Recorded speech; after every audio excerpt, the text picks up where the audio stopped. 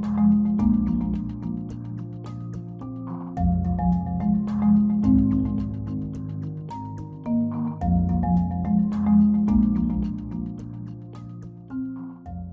हम लोगों ने लास्ट टाइम जो बात स्टार्ट की थी वो कैपेसिटर पे हम लोग बात कर रहे थे।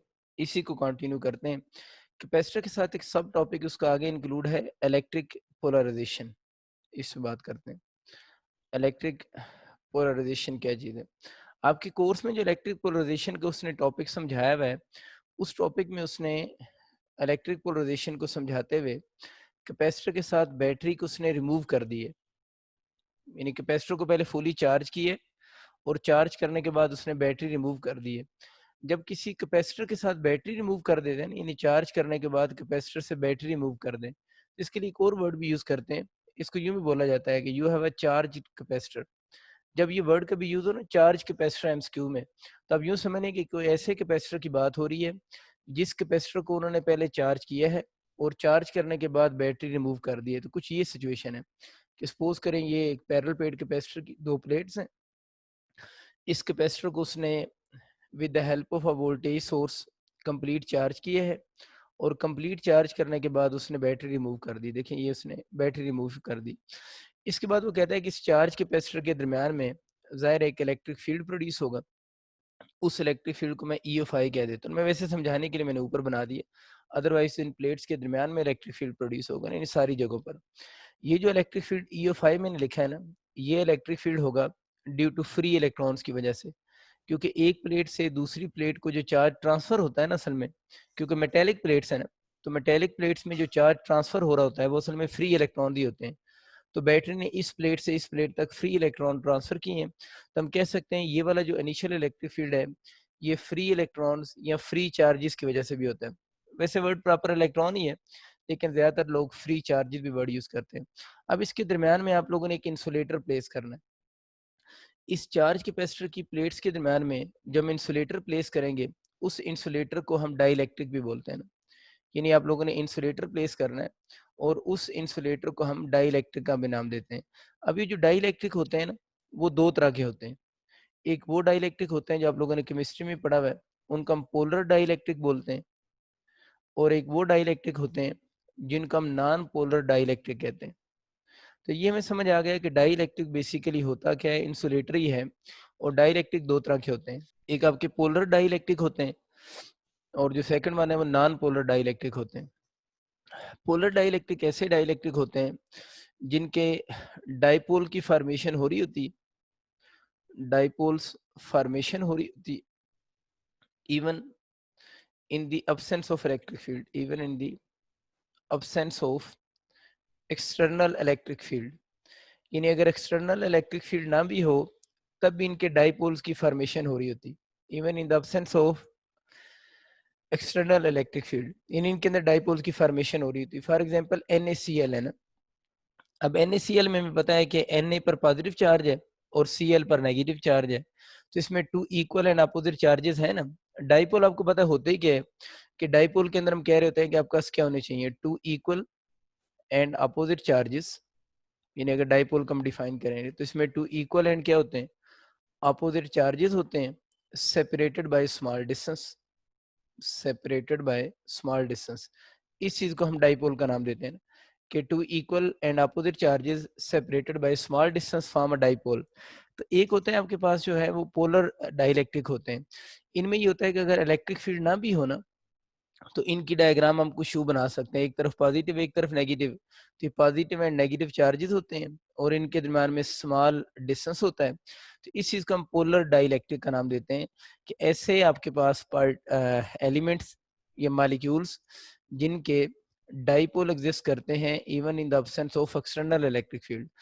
इसके अलावा जो दूसरे होते हैं वो नॉन पोलर डाइलेक्ट्रिक में जिस तरह आयल वगैरह होते हैं, इनके डाइपोल बनते हैं, इनके भी डाइपोल बन रहते हैं। Dipole form only in the presence of electric field, only in the presence of external electric field। मतलब अगर एक्सटर्नल इलेक्ट्रिक फील्ड होगा तो तब इनके जो है वो आपके पास क्या बनेंगे, डाइपोल बनेंगे। अगर एक्सटर्नल इलेक्ट्रिक फील्ड नहीं होगा तो इनके डाइपोल की फॉर्मेशन नहीं होती। बस ये चीज़ आप लोगों ने याद रखनी है कि इनके डाइपोल्स की फॉर्मेशन होती है only in the presence of external electric field. जैसे एक्सटर्नल इलेक्ट्रिक फील्ड हम रिमूव करते हैं तो इनका डाइपोल अगर जो बना होगा तो फिर दोबारा वो डाइपोल खत्म हो जाएगा, मतलब two equal and opposite charges separated by small distance नहीं रहेंगे। और इसकी एग्जांपल में, कॉमन एग्जांपल में उसने ऑयल लिखा हुआ है बुक में, तो मैंने भी ऑयल लिख दिया। अब हम यूँ समझिए कि आप लोगों ने यहाँ पर एक डाइलेक्ट्रिक लिया है, उस डाइलेक्ट्रिक जो था वो नॉन पोलर डाइलेक्ट्रिक जो होता है ना, नॉन पोलर डाइलेक्ट्रिक जो होता है उसके जो न्यूक्लियस होता है ना, न्यूक्लियस के अराउंड इलेक्ट्रॉन यूनिफॉर्मली डिस्ट्रीब्यूट हुए होते हैं। यानी नॉन पोलर डाइलेक्ट्रिक जो होता है, हमें पता है ना ये डाइपोल कब बनेगा, only form in the presence of external electric field ना, एक्सटर्नल इलेक्ट्रिक फील्ड होगा लफ्ज, ठीक है। अगर एक्सटर्नल इलेक्ट्रिक फील्ड होगा तो इसने डाइपोल बनाने हैं ना।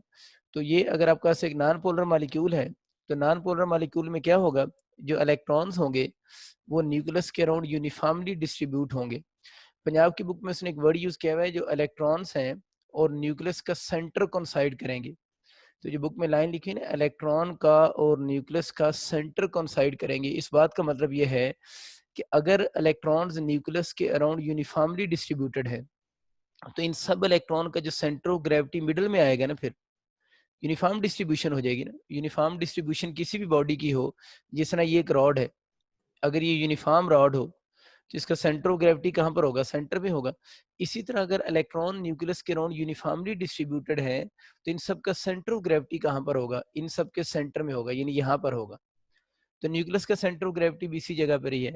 इसलिए बुक में उसने लाइन लिखी हुई कि जो डाइलेक्ट्रिक होता है उसमें इलेक्ट्रॉन जो होते हैं वो न्यूक्लियस के अराउंड यूनिफॉर्मली डिस्ट्रीब्यूट हो रहे होते हैं, और इलेक्ट्रॉन का और न्यूक्लियस का सेंटर आपस में कोइंसाइड करते हैं। और जो वर्ड वहां पर सेंटर यूज हो रहा है वो असल में सेंटर ऑफ ग्रेविटी है, यानी सेंटर ऑफ ग्रेविटी आपस में कोइंसाइड करेंगे।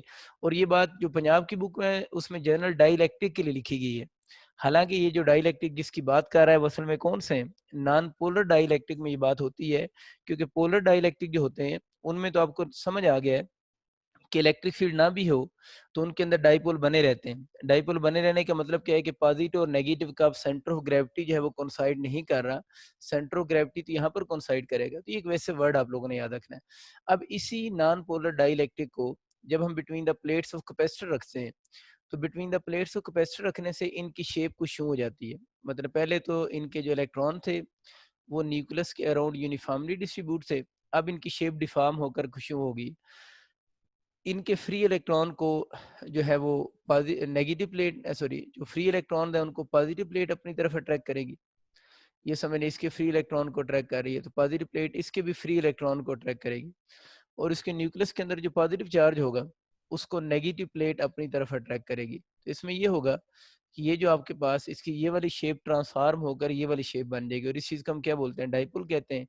इसके अंदर आपको ये जो पॉजिटिव और नेगेटिव चार्जेस जो हैं ये डिस्प्लेस हो गए ना, एक तरफ नेगेटिव आ गया एक तरफ पॉजिटिव आ गया।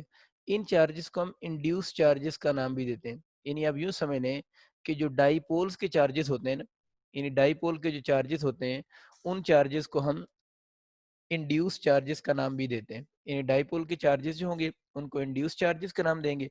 अब ये जो इंड्यूस चार्जेस होते हैं ये भी तो अपना इलेक्ट्रिक फील्ड जनरेट करेंगे, और इलेक्ट्रिक फील्ड की बच्चों में पता है जो डायरेक्शन होती है वो पॉजिटिव पॉजिटिव एंड से टुवर्ड्स नेगेटिव एंड होती है, कि पॉजिटिव टुवर्ड्स नेगेटिव एंड। इसका मतलब ये हुआ कि इंड्यूस चार्जेस का जो इलेक्ट्रिक फील्ड होगा, यूं कह लें या यूं कह लें, जो डाइपोल का इलेक्ट्रिक फील्ड होगा उसकी डायरेक्शन जो होगी वो इनिशियल इलेक्ट्रिक फील्ड की डायरेक्शन की क्या होगी, अपोजिट होगी। ये इसके एमसीक्यू भी हैं कि आपको पहला एमसीक्यू समझ आ गया। पहला एमसीक्यू मेन ये बनता है कि आपके पास जो दो तरह के इलेक्ट्रिक फील्ड है उनकी डायरेक्शन का क्वेश्चन आता है। तो यहाँ पर दोनों तरह के जो इलेक्ट्रिक फील्ड है, एक फ्री इलेक्ट्रॉन की वजह से एक इंड्यूस चार्जेस की वजह से, वो दोनों इलेक्ट्रिक फील्ड एक दूसरे को सपोर्ट नहीं कर रहे, बल्कि दोनों इलेक्ट्रिक फील्ड एक दूसरे को अपोज कर रहे हैं। तो पहली बात आप लोगों ने याद रख ये रखनी है कि यहाँ पर अगर हम नेट इलेक्ट्रिक फील्ड कैलकुलेट करें तो आपको समझ आ गया कि हमें नेट इलेक्ट्रिक फील्ड कैलकुलेट करने के लिए जो इनिशियल इलेक्ट्रिक फील्ड होगा उसमें से डाइपोल के इलेक्ट्रिक फील्ड को क्या करना पड़ेगा, माइनस करना पड़ेगा। माइनस हम क्यों लिख रहे हैं, क्योंकि इन दोनों इलेक्ट्रिक फील्ड की एक दूसरे के अपोजिट डायरेक्शन है। दोनों इलेक्ट्रिक फील्ड के अपोजिट डायरेक्शन होने की वजह से हम यहाँ पर दरमियान में नेगेटिव साइन लगा रहे हैं। अब बच्चों ये याद रखना है कि डाइपोल का जितना इलेक्ट्रिक फील्ड ज्यादा होता जाएगा, ये माइनस साइन आपको नजर आ रहा है, माइनस साइन की वजह से पुरानी बात जो आपको डायरेक्ट रिलेशन नजर आता है वो असल में इनवर्स होता है। तो जितना डाइपोल का इलेक्ट्रिक फील्ड ज्यादा होता जाएगा नेट इलेक्ट्रिक फील्ड ने उतना ही कम होता जाना है। तो पहला एमसीक्यू याद रखना है कि जो फ्री इलेक्ट्रॉन का इलेक्ट्रिक फील्ड होगा और डाइपोल का इलेक्ट्रिक फील्ड एक दूसरे के अपोजिट इन डायरेक्शन होंगे। अपोजिट डायरेक्शन का मतलब है इन दोनों का आपस में एंगल पूछे तो 180 डिग्री होगा। और फिर याद रखना है कि डाई इलेक्ट्रिक के रखने से net electric field between plates of capacitor पे क्या इफेक्ट होगा। ये कौन सा इलेक्ट्रिक फील्ड है? नेट इलेक्ट्रिक फील्ड है बिटवीन प्लेट्स ना, कि प्लेट्स के दरमियान में जो नेट इलेक्ट्रिक फील्ड है उसने पहले से क्या हो जाना है? कम हो जाना है। अगर उन्हीं दोनों प्लेट्स के दरमियान में एक बात होगी। अब अच्छा हम बात करते हैं पोटेंशियल डिफरेंस पे क्या इफेक्ट होगा। तो आप लोगों ने एक फार्मूला पढ़ा हुआ है, E is equal to V by D. वही पोटेंशियल ग्रेडियंट वाला फार्मूला है, माइनस साइन वगैरह में नहीं लगा रहा। डी जो है वो सेपरेशन बिटवीन प्लेट्स है ना, सेपरेशन बिटवीन प्लेट्स। तो डाइलेक्ट्रिक रखने से हम सेपरेशन को तो कुछ फर्क डाल नहीं रहे, तो हम ये बोलेंगे कि ई का और वी का आपस में डायरेक्ट रिलेशन होगा। वी यहाँ पर पोटेंशियल डिफरेंस है बिटवीन प्लेट्स। तो क्या होगा जब डाइलेक्ट्रिक प्लेस किया है, पहले आपका एमसीक्यू आएगा इलेक्ट्रिक फील्ड पे क्या इफेक्ट होगा, वो आप लोगों ने बोल दिया डिक्रीज होगा। फिर वो पूछेगा प्लेट्स के दरमियान में जो पोटेंशियल डिफरेंस है उस पर क्या इफेक्ट होगा। तो अगर इलेक्ट्रिक फील्ड डिक्रीज हो रहा है तो प्लेट्स के दरमियान में पोटेंशियल डिफरेंस भी डिक्रीज हो रहा है। लेकिन एक चीज बच्चों ख्याल रखें, ये सारे एमसीक्यू कब बन रहे हैं? जब आप लोगों ने इलेक्ट्रिक पोलराइजेशन का टॉपिक पढ़ते हुए बैटरी को रिमूव किया है ना, बैट यानी चार्ज कैपेसिटर वर्ड यूज किया है कि कैपेसिटर को पहले आप लोगों ने फुली चार्ज किया है और चार्ज करने के बाद बैटरी को रिमूव कर दिया है, तब ये बातें सारी हो रही हैं। इस चीज का ख्याल रखना है कि आप लोग ऐसा कैपेसिटर यूज कर रहे हैं जिस कैपेसिटर के बारे में हम ये वर्ड यूज कर सकते हैं कि चार्ज कैपेसिटर है। अगर किसी कैपेसिटर के साथ बैटरी कनेक्ट होगी तो फिर उसका कैसा बिहेवियर होगा या उसके एमसीक्यू कैसे बनेंगे, वो भी हम बाद में देखेंगे। अभी आप लोगों ने बस ये याद रखनी है कि हम एक ऐसे कैपेसिटर की बात कर रहे हैं जिस कैपेसिटर को चार्ज करने के बाद उसने बैटरी रिमूव कर दी है। और ये जो बात मैंने ऊपर लिखी है ना इलेक्ट्रिक पोलराइजेशन की है, वो तो आपको समझ आ गई होगी ना, कि जब हम किसी डाइलेक्ट्रिक को between the plates of capacitor रखते हैं या किसी इंसुलेटर को between the plates of capacitor रखते हैं तो उसके डाइपोल बन जाते हैं। तो जब किसी चार्ज कैपेसिटर की प्लेट्स के दरमियान में किसी इंसुलेटर या डाइलेक्ट्रिक को रखते हैं तो उसके जो डाइपोल बनते हैं ना, इन्हीं डाइपोल्स की फॉर्मेशन का जो प्रोसेस होता है उसे हम इलेक्ट्रिक पोलराइजेशन कहते हैं। तो इलेक्ट्रिक पोलराइजेशन में बेसिकली इंड्यूस चार्जेस या डाइपोल बनते हैं और ये डाइपोल बन रहे होते हैं in the presence of external electric field. एक और बच्चों को कन्फ्यूजन होती है, एक चीज होती है इलेक्ट्रोस्टैटिक इंडक्शन, वो इन दोनों चीजों को मिक्स कर रहे होते हैं, इलेक्ट्रोस्टैटिक इंडक्शन को और इलेक्ट्रिक पोलराइजेशन को। देखिए इलेक्ट्रोस्टैटिक इंडक्शन में भी क्या होता था कि आप लोगों को याद होगा, आपकी केपीके की बुक में उसने डायग्राम बनी, उसने एक न्यूट्रल मेटल प्लेट ली थी। न्यूट्रल मेटल प्लेट्स है, मैं समझाने के लिए बात कर रहा हूँ ताकि आपको इन दोनों में डिफरेंस समझ आए। इलेक्ट्रोस्टैटिक इंडक्शन में और इलेक्ट्रिक पोलराइजेशन में क्या फ़र्क है? आपको याद होगा यहाँ पर आप लोगों ने ये एक न्यूट्रल प्लेट थी, यहाँ पर एक पॉजिटिव चार्ज रखा था, आइसोलेटेड पॉजिटिव चार्ज था। हमें पता है आइसोलेटेड पॉजिटिव चार्ज का इलेक्ट्रिक फील्ड तो यूँ होता है ना, यानी जितनी भी इलेक्ट्रिक फील्ड लाइन्स होंगी वो इस तरह रेडियली आउटवर्ड होंगी। लेकिन जब आप लोगों ने इस पॉजिटिव चार्ज के करीब न्यूट्रल प्लेट रखी थी, तो इस न्यूट्रल मेटल प्लेट थी, तो न्यूट्रल मेटल प्लेट के अंदर क्या थे? फ्री इलेक्ट्रॉन थे। इन फ्री इलेक्ट्रॉन ने अपर डायरेक्शन में मूव किया था। क्यों मूव किया था? ऊपर पॉजिटिव प्लेट थी तो फिर ये फ्री इलेक्ट्रॉन इसकी सरफेस के ऊपर आ गए थे, सरफेस से आगे तो जा नहीं सकते। तो जब इस पॉजिटिव चार्ज आने से न्यूट्रल मेटल प्लेट के फ्री इलेक्ट्रॉन अपर सरफेस के ऊपर आ गए थे। अब इस अपर सरफेस इसकी नेगेटिव चार्ज होगी, ऊपर पॉजिटिव चार्ज है। अब ये जो नेगेटिव चार्ज है, ज़ाहिर है अगर उस तरफ नेगेटिव आ गया है, तो इसके इस साइड पे कौन सा आ जाएगा? डेफिशिएंसी ऑफ फ्री इलेक्ट्रॉन होगी तो पॉजिटिव बोलेंगे ना। तो अब इस न्यूट्रल में ये भी न्यूट्रल है। इसका ये मतलब नहीं कि डाइपोल न्यूट्रल नहीं है, डाइपोल भी तो पूरे का पूरा न्यूट्रल है ना। अगर आप इसकी डेफिनेशन पे गौर करें तो क्या लफ्ज़ लिखा हुआ है? Two equal and opposite charges, two equal and opposite charges. तो डाइपोल भी जो होता है वो न्यूट्रल होता है, उस पर नेट चार्ज 0 होता है। तो मेटल प्लेट भी तो न्यूट्रल ही है ना। इसके करीब जब आप लोगों ने पॉजिटिव चार्ज लेकर आए हैं, ज़रा पॉजिटिव चार्ज लाने का मतलब क्या है कि पॉजिटिव चार्ज का अपना इलेक्ट्रिक फील्ड होगा ना असल में तो। उस इलेक्ट्रिक फील्ड ने इसके भी नेगेटिव को अपनी तरफ अट्रैक्ट कर दिया और पॉजिटिव को रिपेल कर दिया। और आपको याद होगा इसकी डायग्राम यूँ बनती थी और हम लोगों ने इसकी डायग्राम कुछ फिर यूँ बनाई थी। ये डायग्राम इस तरह इसलिए बनी थी कि क्योंकि इलेक्ट्रिक फील्ड लाइन किसी भी प्लेट पे जब टर्मिनेट होती हैं तो वो परपेंडिकुलर टर्मिनेट होती हैं। तो मैं 2-3 बातें यहाँ से असल में समझाना चाह रहा हूँ आप लोगों को। अच्छा, एक तो आपको ये बात समझ आ गई कि इसकी डायग्राम इस शेप से इस शेप में आने की वजह क्या थी कि इसके ऊपर नेगेटिव चार्ज आ गया था, इसके ऊपर पॉजिटिव आ गया था। एक कंसेप्ट तो आप ये समझ लें कि अगर हम न्यूट्रल मेटल प्लेट भी रखेंगे तो इसके अपर साइड पे नेगेटिव आ जाएगा, नीचे पॉजिटिव आ जाएगा। लाइन बेंड हुई है जिसकी वजह से इस रीजन में जो इलेक्ट्रिक फील्ड आपका बना है ना, वो इलेक्ट्रिक फील्ड बच्चों स्ट्रांग हो गया। यानी इस रीजन में जो इलेक्ट्रिक फील्ड जनरेट हुआ है वो इलेक्ट्रिक फील्ड स्ट्रांग हो गया, यानी यहाँ पर और यहाँ पर इलेक्ट्रिक फील्ड सेम था। जितनी स्ट्रेंथ इस जगह पर थी उतनी स्ट्रेंथ ऊपर भी थी, लेकिन न्यूट्रल मेटल प्लेट आने से नीचे फील्ड स्ट्रांग हो गया एज कम्पेयर टू ऊपर वाली साइड से, ठीक है।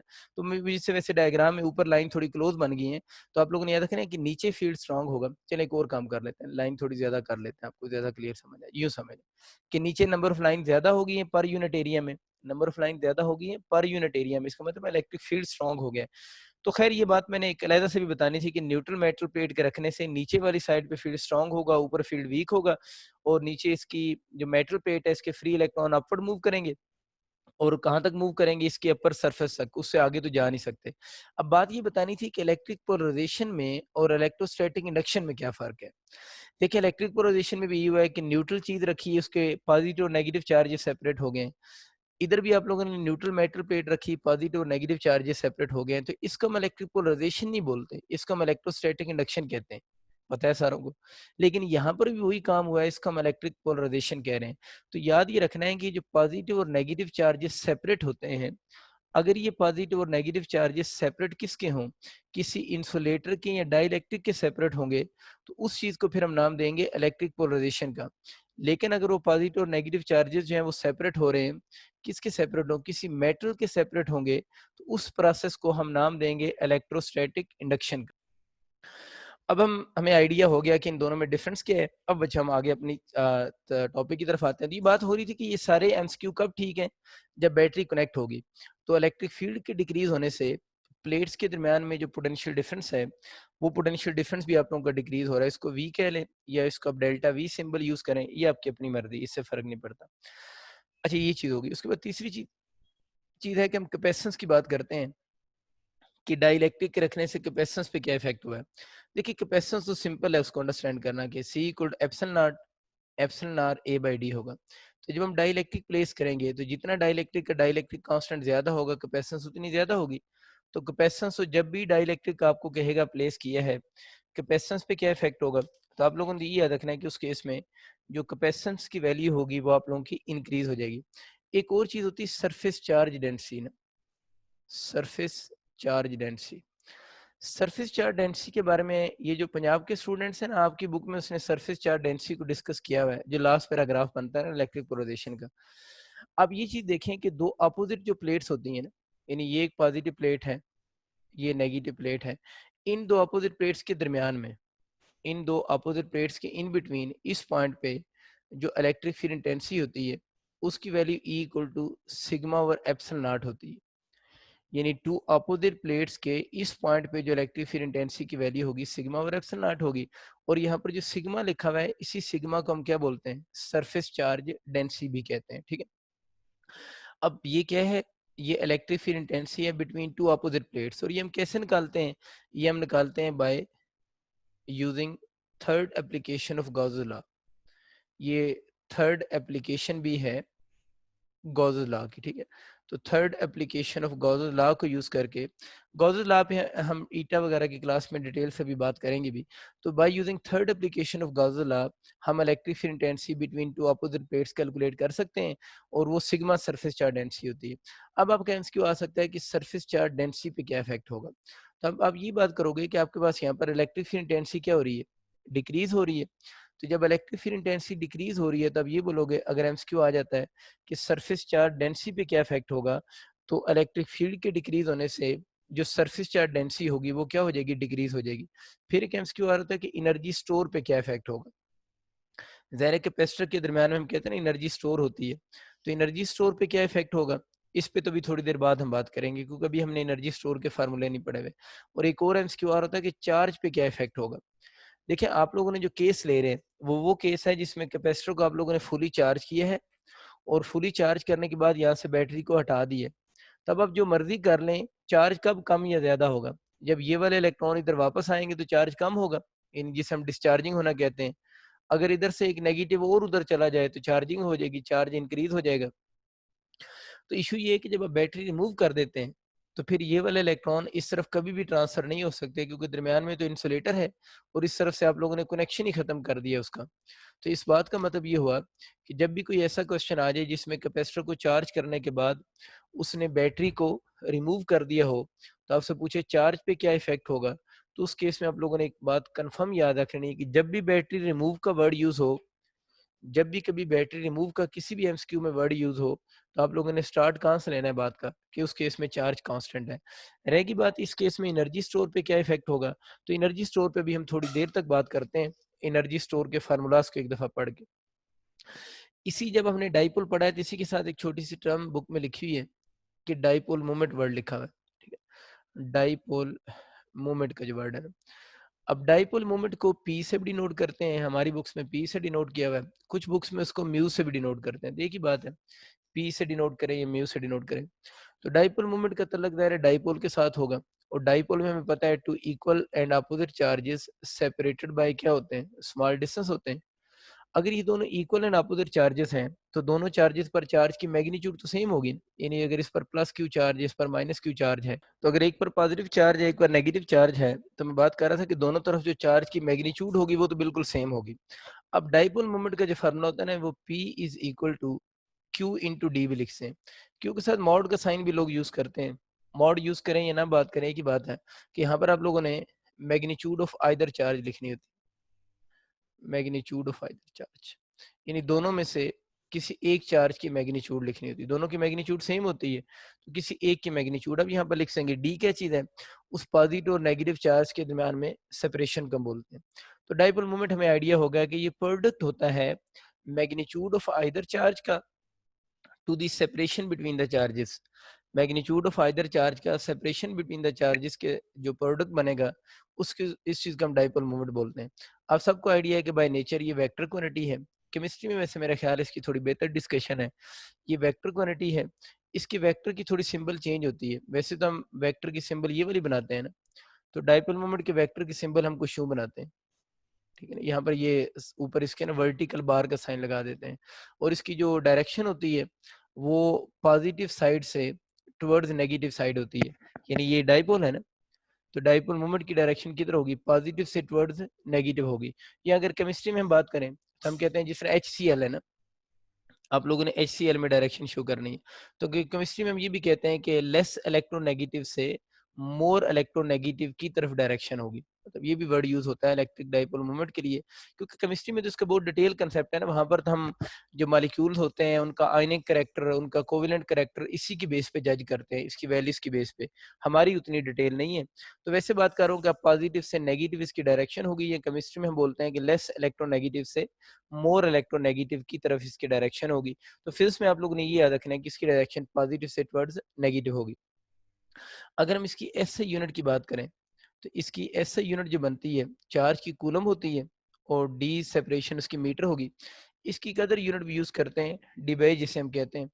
इसका फिजिक्स पॉइंट ऑफ व्यू से देखा जाए तो इसका क्या एमसीक्यू आ सकता है, बस आपको इसका फार्मूला पता होना चाहिए, क्यू पता होना चाहिए, magnitude of any one charge है, नेचर इसकी पता होना चाहिए, वेक्टर क्वांटिटी है, एसआई यूनिट पता होना चाहिए, कूलम मीटर है।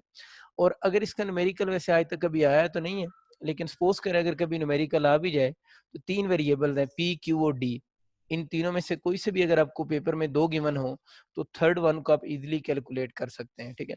तो फिजिक्स में डाइपोल मोमेंट कोई मेजर टॉपिक नहीं है, लेकिन जितनी बातें उसने बुक में लिखी हुई थी वो मैंने आप लोगों के साथ शेयर कर दी हैं।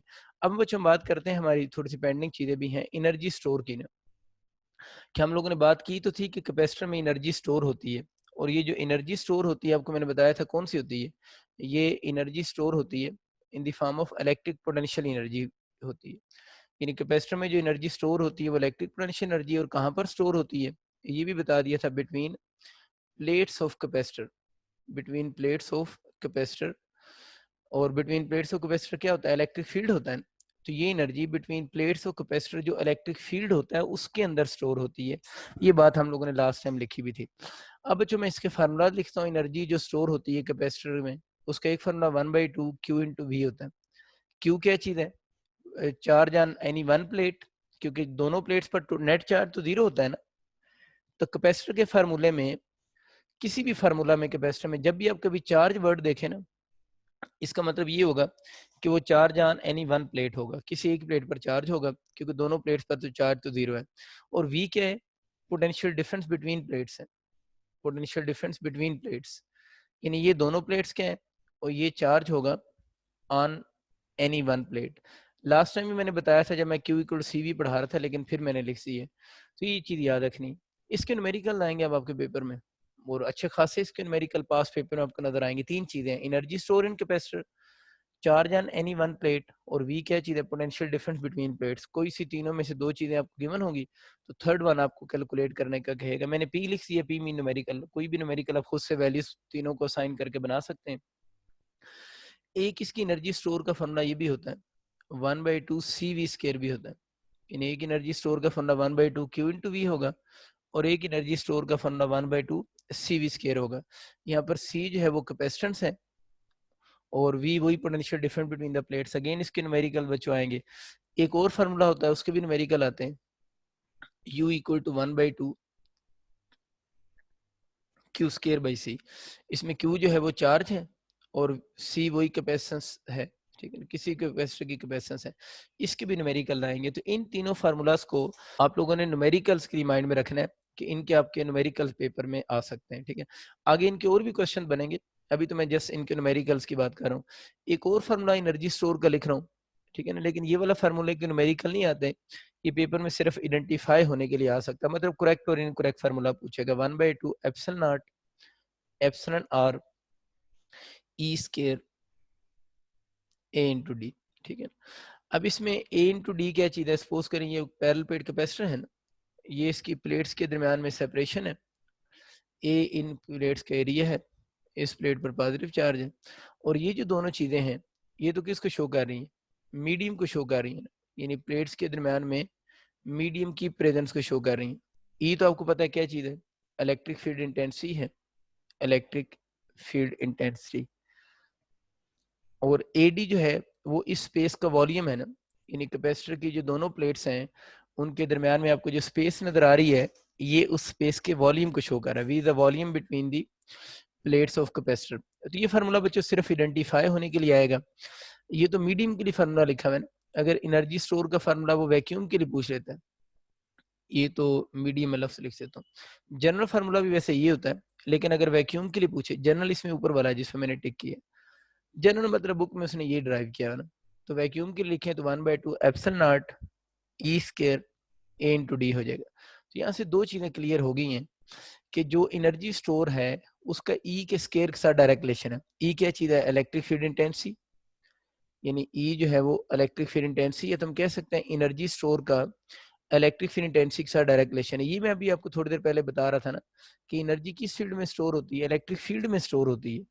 कि जितना दोनों प्लेट्स के दरमियान में इलेक्ट्रिक फील्ड की स्ट्रेंथ ज्यादा होगी, उतनी एनर्जी स्टोर भी ज्यादा होगी, और जितना इलेक्ट्रिक फील्ड की स्ट्रेंथ दोनों प्लेट्स के दरमियान में कम होगी, एनर्जी स्टोर भी उतनी ही कम होगी। और एक और बात याद रखने की, एनर्जी कहाँ किस इलेक्ट्रिक फील्ड में स्टोर हो रही है? उस इलेक्ट्रिक फील्ड में स्टोर हो रही है जो कि between the plates of capacitor है। और यहाँ से एक और चीज का भी हमें आइडिया हो गया है कि जो एनर्जी स्टोर है उसका एडी कह लें, या एडी क्या चीज है? Volume between the plates of capacitor है ना, तो उस एडी का वॉल्यूम के साथ भी डायरेक्ट रिलेशन है। मतलब जितना प्लेट्स के दरमियान में जो स्पेस है उसका वॉल्यूम ज्यादा होगा, एनर्जी स्टोर भी उतनी क्या होगी? ज्यादा होगी। तो ये दो चीजें यहाँ पर छोटी छोटी याद रखनी है। इस फार्मूला के बच्चों न्यूमेरिकल नहीं आ सकते, ये फार्मूला जस्ट आप लोगों का आइडेंटिफाई होने के लिए ही आता है। वैसे याद रखना है कि अगर कभी एमसीक्यू में कंडीशन लगा दे कि अगर दोनों प्लेट्स के दरमियान में वैक्यूम हो तो फिर कौन सा फार्मूला करेक्ट है, तो बुक में उसने ये जो लिखा हुआ है जनरल फार्मूला लिखा हुआ है, लेकिन ये तब है जब प्लेट्स के दरमियान में मीडियम पड़ा होगा। और आपको ये चीज तो मैं बड़ी दफा सिखा चुका हूँ कि इस सारे की जगह पर अगर मैं सिंपल एप्सिलॉन भी लिख दूं तो वो भी फिर किसको शो करेगा? मीडियम को शो करेगा। यानी इस एप्सिलॉन के नीचे नॉट लगा दें तो वैक्यूम के लिए बन जाएगा, और इन दोनों को हम एक सिंपल कांस्टेंट से रिप्लेस कर सकते हैं जिसे हम एप्सिलॉन बोलते हैं। और एप्सिलॉन आपको पता है परमिटिविटी ऑफ क्या होती है? मीडियम होती है। तो ये चीज याद रखनी है। इसी के साथ इसने एक और छोटी सी टर्म इंट्रोड्यूस करवाई हुई है, जिस टर्म को बच्चे हम बोलते हैं एनर्जी डेंसिटी। अगर हम एनर्जी डेंसिटी की बात करें तो एनर्जी डेंसिटी जो होती है उसको स्मॉल यू से भी डिनोट करते हैं। यानी जो एनर्जी डेंसिटी होगी उसको स्मॉल यू से, मैंने तो म्यू लिख दिया वैसे, यानी स्मॉल यू से डिनोट कर देते हैं। सिंबल मैटर नहीं करते, इसमें कोई टेंशन की आपको जरूरत ही नहीं है। एनर्जी डेंसिटी की अगर बात करें तो एनर्जी डेंसिटी होती है energy store per unit volume, यानी जो एनर्जी स्टोर हो रही है ना between the plates of capacitor, और जितने वॉल्यूम में वो स्टोर हो रही है, उस एनर्जी स्टोर को अगर हम उसी वॉल्यूम से डिवाइड कर दें तो energy store per unit volume जो होगी उस चीज को हम एनर्जी डेंसिटी का नाम देंगे। अब अगर इस फार्मूले में मैं एनर्जी स्टोर की वैल्यू पुट कर दूं, वॉल्यूम कौन सा एडी से डिवाइड कर दूं, आप खुद कर लीजिएगा, तो फार्मूला बन जाएगा 1/2 epsilon nought epsilon R E square. लेकिन इसका एडी खत्म हो गया क्योंकि इसका एडी और इसका एडी नीचे वॉल्यूम एडी होता है ना, वापस में कैंसिल हो जाएंगे। तो एक तो एनर्जी डेंसिटी का ये फार्मूला याद रखना है। दूसरा एनर्जी डेंसिटी का फार्मूला अगर बच्चों हम वैक्यूम के लिए लिखें, ऊपर वाला फार्मूला आपको होता है ना मीडियम को शो कर रहा है ये वाला, और इसकी जगह पर वो एप्सिलॉन भी माइंड में रखना है। तो अगर वैक्यूम के लिखें तो 1/2 एप्सिलॉन नॉट इनटू क्या हो जाएगा, ई स्क्वायर की फॉर्म में भी हम इस फार्मूले को लिख सकते हैं। तो बातें होगी। अब इस फॉर्म में पूछे, ऊपर वाली फॉर्म में, किसी भी फॉर्म में अगर एनर्जी डेंसिटी की आपसे यूनिट पूछता है तो एनर्जी डेंसिटी की यूनिट बनती है जूल पर मीटर क्यूब। यानी एनर्जी डेंसिटी की अगर हम बच्चों यूनिट की बात करें तो इसकी unit joule per metre cube होगी। तो ये बहुत बेसिक सा पोर्शन सिर्फ फार्मूलाज आइडेंटिफाई होने के लिए आते हैं, और अगर आपसे कभी यूनिट वगैरह की बात कर ले तो यूनिट वगैरह भी आपको कैलकुलेट करनी आनी चाहिए, ठीक है। इस सारे का अगर फार्मूला लिखा हो जाए 1/2 epsilon naught E square A D, इस सारे की यूनिट बताओ, तो हमें आपको पता है ना बाय रूल हमें इस सारे की यूनिट्स की जरूरत नहीं है। हमें पता है ये सारी चीज किसकी इक्वल है, यू की इक्वल है, और यू क्या है, एनर्जी है। और एनर्जी की कोई भी फॉर्म हो सिस्टम इंटरनेशनल में तो उसकी यूनिट जूल ही होती है ना। तो आपको अगर कभी एमसीक्यू आता है ना इस सारे की यूनिट बताएं, तो इस सारे की यूनिट भी क्या होगी, जूल की इक्वल ही होगी। हम इस फार्मूले को सॉल्व नहीं करेंगे। अब बच्चों हम इसके थोड़े जो टेक्निकल क्वेश्चन हैं उनकी तरफ आते हैं। हम लोगों ने फार्मूला बेसिक तो पढ़ लिए हैं, आप जरा गौर करें। तो एक मैंने आपको फार्मूला पढ़ाया था अभी, u equal to 1/2 CV square. अब बच्चों मैं इसकी न्यूमेरिकल्स के क्वेश्चन की बात नहीं कर रहा, न्यूमेरिकल आप खुद करेंगे। अब हम थोड़े से हट के क्वेश्चन की बात करते हैं जो कंडीशन बेस्ड क्वेश्चन आते हैं। इस फार्मूले में एक चीज तो बच्चों आपको बड़ी क्लियर नजर आ रही है, वो क्या नजर आ रही है कि u का v क्या चीज है, पोटेंशियल डिफरेंस बिटवीन प्लेट्स के दरमियान में स्क्वायर का डायरेक्ट रिलेशन है। अगर आपका कभी एमसीक्यू आ जाता है ना, if U double the potential difference between plates, अगर हम प्लेट्स के दरमियान में पोटेंशियल डिफरेंस को डबल कर दें, तो अगर वो कहते हैं ना अगर हम प्लेट्स के दरमियान में पोटेंशियल डिफरेंस को डबल कर दें तो बताएं एनर्जी स्टोर पे क्या इफेक्ट होगा। तो आपका आइडिया हो रहा है कि पोटेंशियल डिफरेंस को डबल कर देने से energy store between the plates जो होगी वो 4 टाइम क्या हो जाएगी, इंक्रीज हो जाएगी। यानी एनर्जी स्टोर 4 टाइम इंक्रीज हो जाएगी। अब कुछ बच्चे सोचते हैं कि सर अगर हम ये वाला फार्मूला आपने पढ़ा है 1/2 Q इंटू वी, अगर हम इस फार्मूले से सोचे कि वी को डबल करें तो वी को डबल करने से तो यू डबल हो रहा है। तो हमें पेपर में कैसे पता चलेगा कि हम लोगों ने वी और यू का क्वेश्चन आ जाए तो ये वाला फार्मूला यूज करना है या नीचे वाला यूज करना है, क्योंकि नीचे वाले में तो वी को डबल करें तो यू डबल हो रहा है। तो असल में इस फार्मूले में भी वी डबल करने से यू 4 टाइम ही हो रहा है। उसकी वजह यह है कि इसमें क्यू और वी दोनों इकट्ठे आ रहे हैं, तो क्यू और वी का भी तो आपस में डायरेक्ट रिलेशन है। आप यूं इस बात को सोचो कि अगर उसने सवाल में कहा है ना वी को डबल करें, तो वी को डबल करने से आपने इधर से आंसर किया 4 टाइम आया, लेकिन अगर कोई बच्चा कहता है मैंने इधर से आंसर करना था इसका, तो देखिए अगर उसने सवाल में वी को डबल किया है तो आपको मजबूरन किसको डबल करना पड़ेगा, क्यू को भी डबल करना पड़ेगा ना। अब इधर आ जाओ वापस, वी को डबल करो, क्यू को डबल करो, तो 2 into 2 मिलकर कितना हो गया, 4 ही हो गया ना दोनों का। Energy store increase 4 time. तो आसान हल है कि जब भी यू और वी के क्वेश्चन आ जाए तो बजाय बजाय इस नीचे वाले फार्मूले में डबल चीजें सोचने की बजाय बेहतर है कि आप उस ऊपर वाले फार्मूले से ही आंसर करें। लेकिन अगर किसी को कन्फ्यूजन होती है तो उसकी कन्फ्यूजन रिमूव हो चुकी होगी कि जिस मर्जी फार्मूला से आंसर करेंगे आंसर सेम आएगा, लेकिन इसमें थोड़ा सा ज्यादा आपको सोचना पड़ेगा। ये वो क्वेश्चन हो गए। दूसरा, इस फार्मूले में एक और चीज आप नोट करें, इस फार्मूले में यू और सी का डायरेक्ट रिलेशन है, यानी जो एनर्जी स्टोर हो रही है और जो कैपेसिटर जिसकी हम बात कर रहे हैं सी, उसकी कैपेसिटेंस है ना, उसकी कैपेसिटेंस का डायरेक्ट रिलेशन है। अब ये वाला फार्मूला हमने यूज कब करना है, इसके हिंट क्या है, हमें पेपर में कैसे पता चलेगा कि यू और सी का डायरेक्ट रिलेशन लेना है। देखिए यू और सी का डायरेक्ट रिलेशन उस वक्त होल्ड करेगा जब इस फार्मूले में जो बाकी चीजें हैं वो कांस्टेंट हो। तो इस फार्मूले में बाकी क्या चीज लिखी हुई है, वी कांस्टेंट होगा। यानी अगर आपको कहते हैं ना जो कैपेसिटर की प्लेट्स हैं उनके दरम्यान में पोटेंशियल डिफरेंस कांस्टेंट है, तो ये हिंट है ना इस सवाल का। अभी मैं क्वेश्चन करवाता हूँ, तो आप लोगों ने याद रखना है, फिर आप लोगों ने यू और सी का डायरेक्ट रिलेशन लेना। दूसरा याद रखना है कि वी कब कांस्टेंट होता है, जब आपके पास जो कैपेसिटर्स है ना उनका पैरेलल सर्किट हो तब भी वी कांस्टेंट होता है।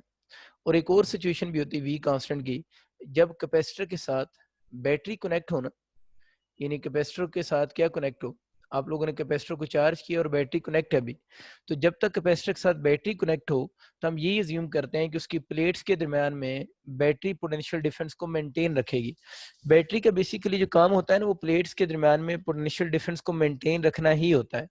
तो जब तक बैटरी कैपेसिटर के साथ लगी रहेगी, अभी थोड़ी देर बाद इसमें मैं ज़्यादा बात भी करूँगा, तो आप लोगों ने यही माइंड में रखना है कि बैटरी जो होगी वो प्लेट्स के दरमियान में पोटेंशियल डिफरेंस को मेंटेन करेगी। तो अगर किसी जगह पर आपको ये 3 वर्ड लिखे हुए नज़र आ जाएँ और यू और सी यानी एनर्जी स्टोर का क्वेश्चन हो, तो आप लोगों ने याद रखना है कि उस केस में यू और सी का डायरेक्ट रिलेशन होगा, ठीक है? अभी मैं इसकी बात थोड़ी देर तक करता हूँ इस पे डिटेल से। एक और फार्मूला है उसको पढ़ लेते हैं, फिर सारों की इकट्ठे एमसीक्यू बनाते हैं। एक और फार्मूला बच्चों भी आप लोगों ने पढ़ा है 1/2 क्यू स्क्वायर बाई सी। अब कभी आपके सवाल आ जाए ना यू और क्यू के, तो आप लोगों ने इसी फार्मूले से आंसर करना है। यानी अगर वो कहते हैं ना कि चार्ज को आप लोगों ने हाफ कर दी है, यानी प्लेट्स के ऊपर जो चार्ज उसको हाफ कर दी है, तो एनर्जी स्टोर पे क्या इफेक्ट होगा? तो एनर्जी स्टोर 4 टाइम डिक्रीज हो जाएगी। वही बात दोबारा कि अगर कोई बच्चा कहता है नहीं सर मैंने क्यू और यू का आंसर को इस फार्मूले से करना है, तो वही बात होगी कि अगर आप क्यू को का क्वेश्चन आता है तो जितनी क्यू में चेंज आएगी उतनी वी में भी चेंज आएगी। तो इस फार्मूले से करें या उस वाले से करने बात एक ही है, लेकिन जिस तरह मैंने वी के लिए वो फार्मूला दूसरे वाला रिकमेंड किया था, इसलिए जब भी यू और क्यू का कोई क्वेश्चन आ जाए तो बेहतर आप इसी फार्मूले से ही सॉल्व करें। एक बात होगी। दूसरे इस फार्मूले पे अगर आप गौर करें, तो इसमें आपको यू और सी का इनवर्स रिलेशन नजर आ रहा है। पहले हम लोगों ने जो भी पढ़ा उसमें डायरेक्ट रिलेशन था, लेकिन ये वाला जो फार्मूला है इसमें यू और सी का आपको डायरेक्ट रिलेशन नहीं नजर आ रहा। इस फार्मूले में यू और सी का आपस में इनवर्स रिलेशन है। इस फार्मूले के बारे में पहली बात आप लोगों ने याद ये रखनी है, क्योंकि इनवर्स रिलेशन आ रहा है। पहली बात ये कि फार्मूला यूज कब यूज करेंगे? जब आप लोगों ने कभी किसी क्वेश्चन में आपको ये नजर आ जाए ना कि क्यू कांस्टेंट है, तो फिर आप लोगों ने यू और सी का इनवर्स यूज करना है। अब अक्सर बच्चे मुझे कहते हैं सर अभी आप कह रहे थे कि चार्ज हाफ हो रहा है, यू 4 टाइम डिक्रीज हो जाएगी, तब अब ये क्यों कह रहे हैं कि चार्ज कांस्टेंट हो तो ये यूज करेंगे? देखिए आप इस चीज को नोट करें कि ये फार्मूले में यू और क्यू का आपस में डायरेक्ट रिलेशन जरूर है, ठीक है ना? ये क्यू यहाँ पर वेरिएबल है, क्यू चेंज हो सकता है, लेकिन जब आप you inversely proportional to 1/c लिखेंगे तो फिर आप लोग इस बात का मतलब क्या है? यू और सी का इनवर्स रिलेशन है by keeping are other parameters constant. यानी यू और सी का इनवर्स कब होल्ड करता है? जब सारे पैरामीटर्स क्या हो जाए? कांस्टेंट हो जाए। तो U equal to 1/2 Q square by C कब होल्ड करता है? ये तो इसकी तो कोई कंडीशन ही नहीं है। जब भी आपको क्यू और सी गिवन हो, क्यू और सी वेरिएबल हो, ये कांस्टेंट होता, हम ये वाला फार्मूला यूज कर सकते हैं, क्योंकि इसमें इक्वल का साइन आ रहा है। या आप यूं कह लें कि यू और क्यू का डायरेक्ट रिलेशन स्केयर कब होल्ड करेगा? जब इस फार्मूले में बाकी चीजें कांस्टेंट हो, और बाकी चीजें क्या है? कैपेसिटेंस जब क्या हो? कांस्टेंट हो, तो ये डायरेक्ट रिलेशन होल्ड करेगा। तो इसलिए मिक्स नहीं बातों को करना। मैं दोबारा रिपीट कर देता हूँ, यू और सी का इनवर्स कब होल्ड करेगा? जब इस इक्वेशन में बाकी पैरामीटर्स आप कांस्टेंट कर दें। तो इस इनवर्स होने की कंडीशन ये लिखी हुई है ना, कि ये इनवर्स कब होल्ड करेगा? जब इस फार्मूले के बाकी पैरामीटर कांस्टेंट हो। तो बाकी क्या है? एक सी है और एक 1/2 है, तो क्यू को मैंने कांस्टेंट सॉरी, एक क्यू है और एक 1/2 है। 1/2 तो वैसे ही कांस्टेंट होता है, तो क्यू कांस्टेंट होगा तो ये होल्ड करेगा ना। इस तरह इस बात को सोचें, इस सवाल के साथ उसको लिंक ना करें, वो तो अलहदा से क्वेश्चन बना हुआ है ना। इसकी ये प्रॉपर्टी लिखी हुई है।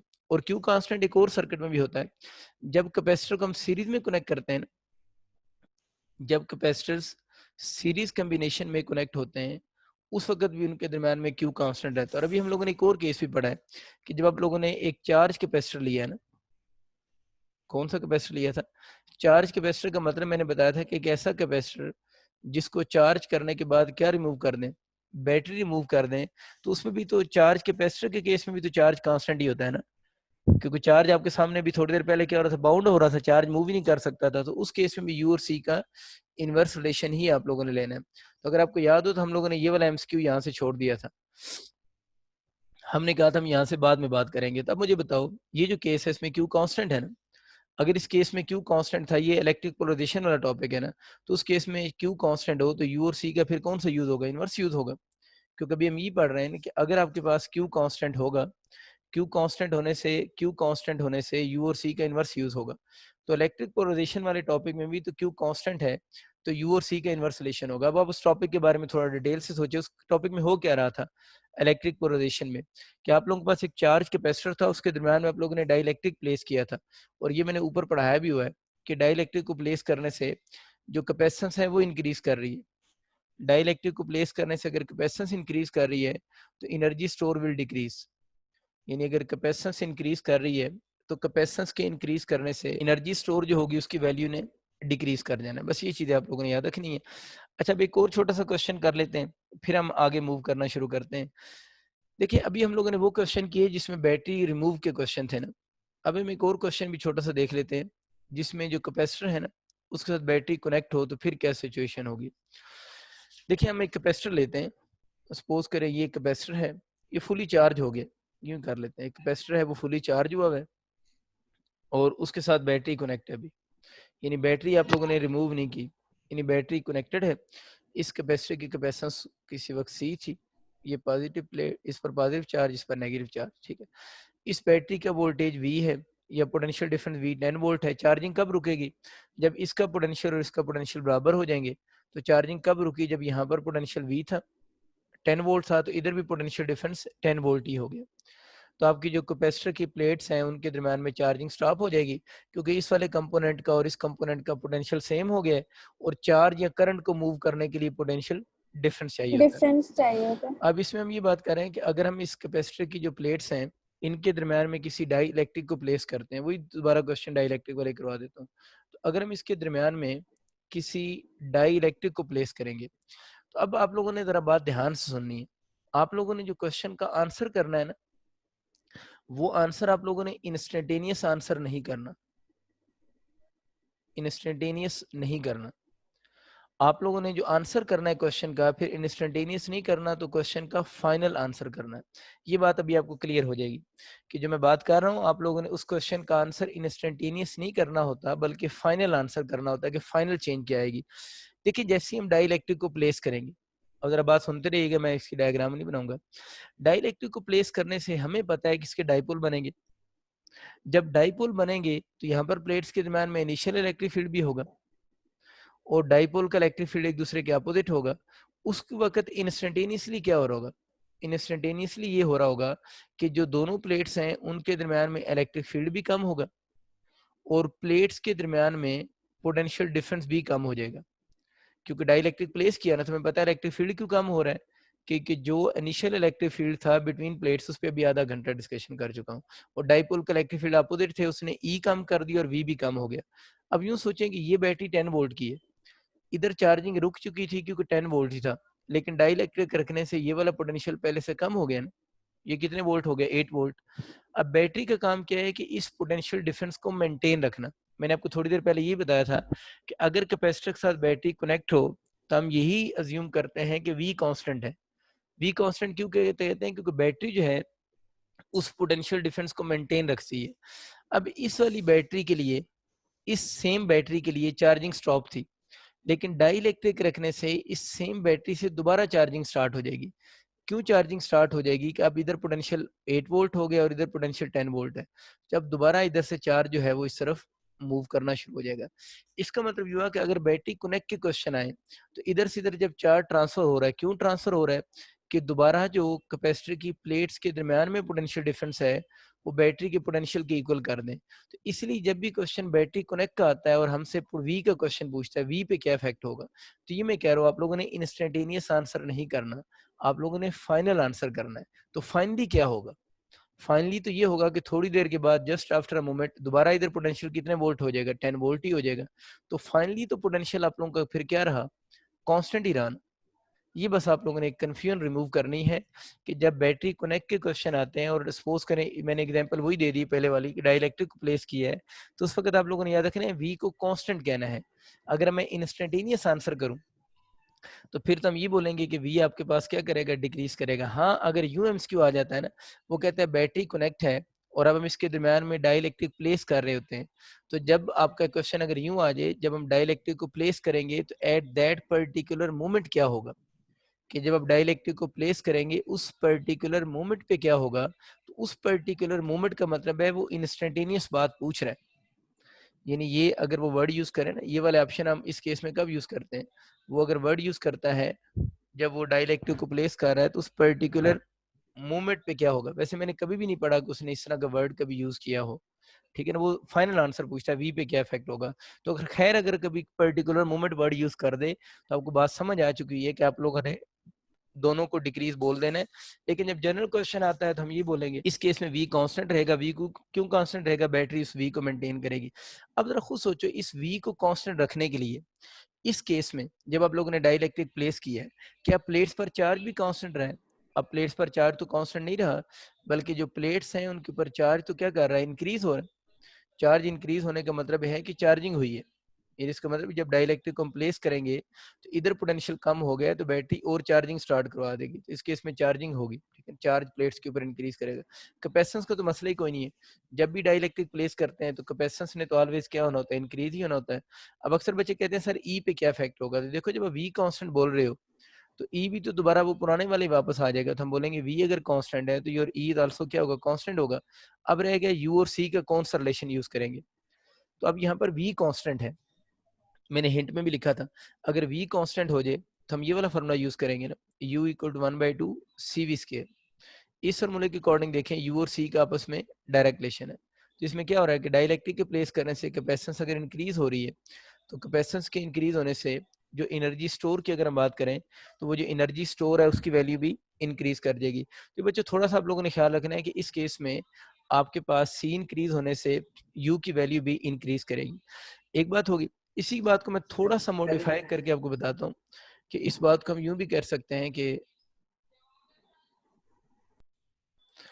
अच्छा, तो मैं बात ये कर रहा था कि यही जो सेम क्वेश्चन है ना, आप लोगों ने बैटरी कनेक्टेड डाइलेक्ट्रिक प्लेस किया है तो क्या स्टार्ट होगी? चार्जिंग स्टार्ट होगी। अगर ये सेम क्वेश्चन कुछ इस तरह आ जाता ना, एक चीज सिर्फ जल्दी से नोट कीजिएगा, सपोज करें आपके पास यूं क्वेश्चन आ जाता है, एक कैपेसिटर है, पॉजिटिव नेगेटिव, बैटरी ज्यादा ऊपर बन गई, खैर ये पॉजिटिव प्लेट है, ये नेगेटिव प्लेट है, इसके दरम्यान में डाइलेक्ट्रिक पड़ा हुआ है, पहले से डाइलेक्ट्रिक रखा हुआ है, इसका पोटेंशियल कितने वोल्ट है? 10 वोल्ट। और इधर जो पोटेंशियल है वो भी आप लोगों का 10 वोल्ट है, चार्जिंग स्टॉप हुई है, ठीक है, पोटेंशियल बराबर। अब वो अगर कहते हैं ना कि आप लोगों ने यहाँ से डाइलेक्ट्रिक को रिमूव कर दिए, यानी मैंने पहले तो बात की थी ना डाइलेक्ट्रिक को प्लेस करें, अगर क्वेश्चन आ जाता है कि बैटरी कनेक्ट और डाइलेक्ट्रिक को रिमूव करेंगे।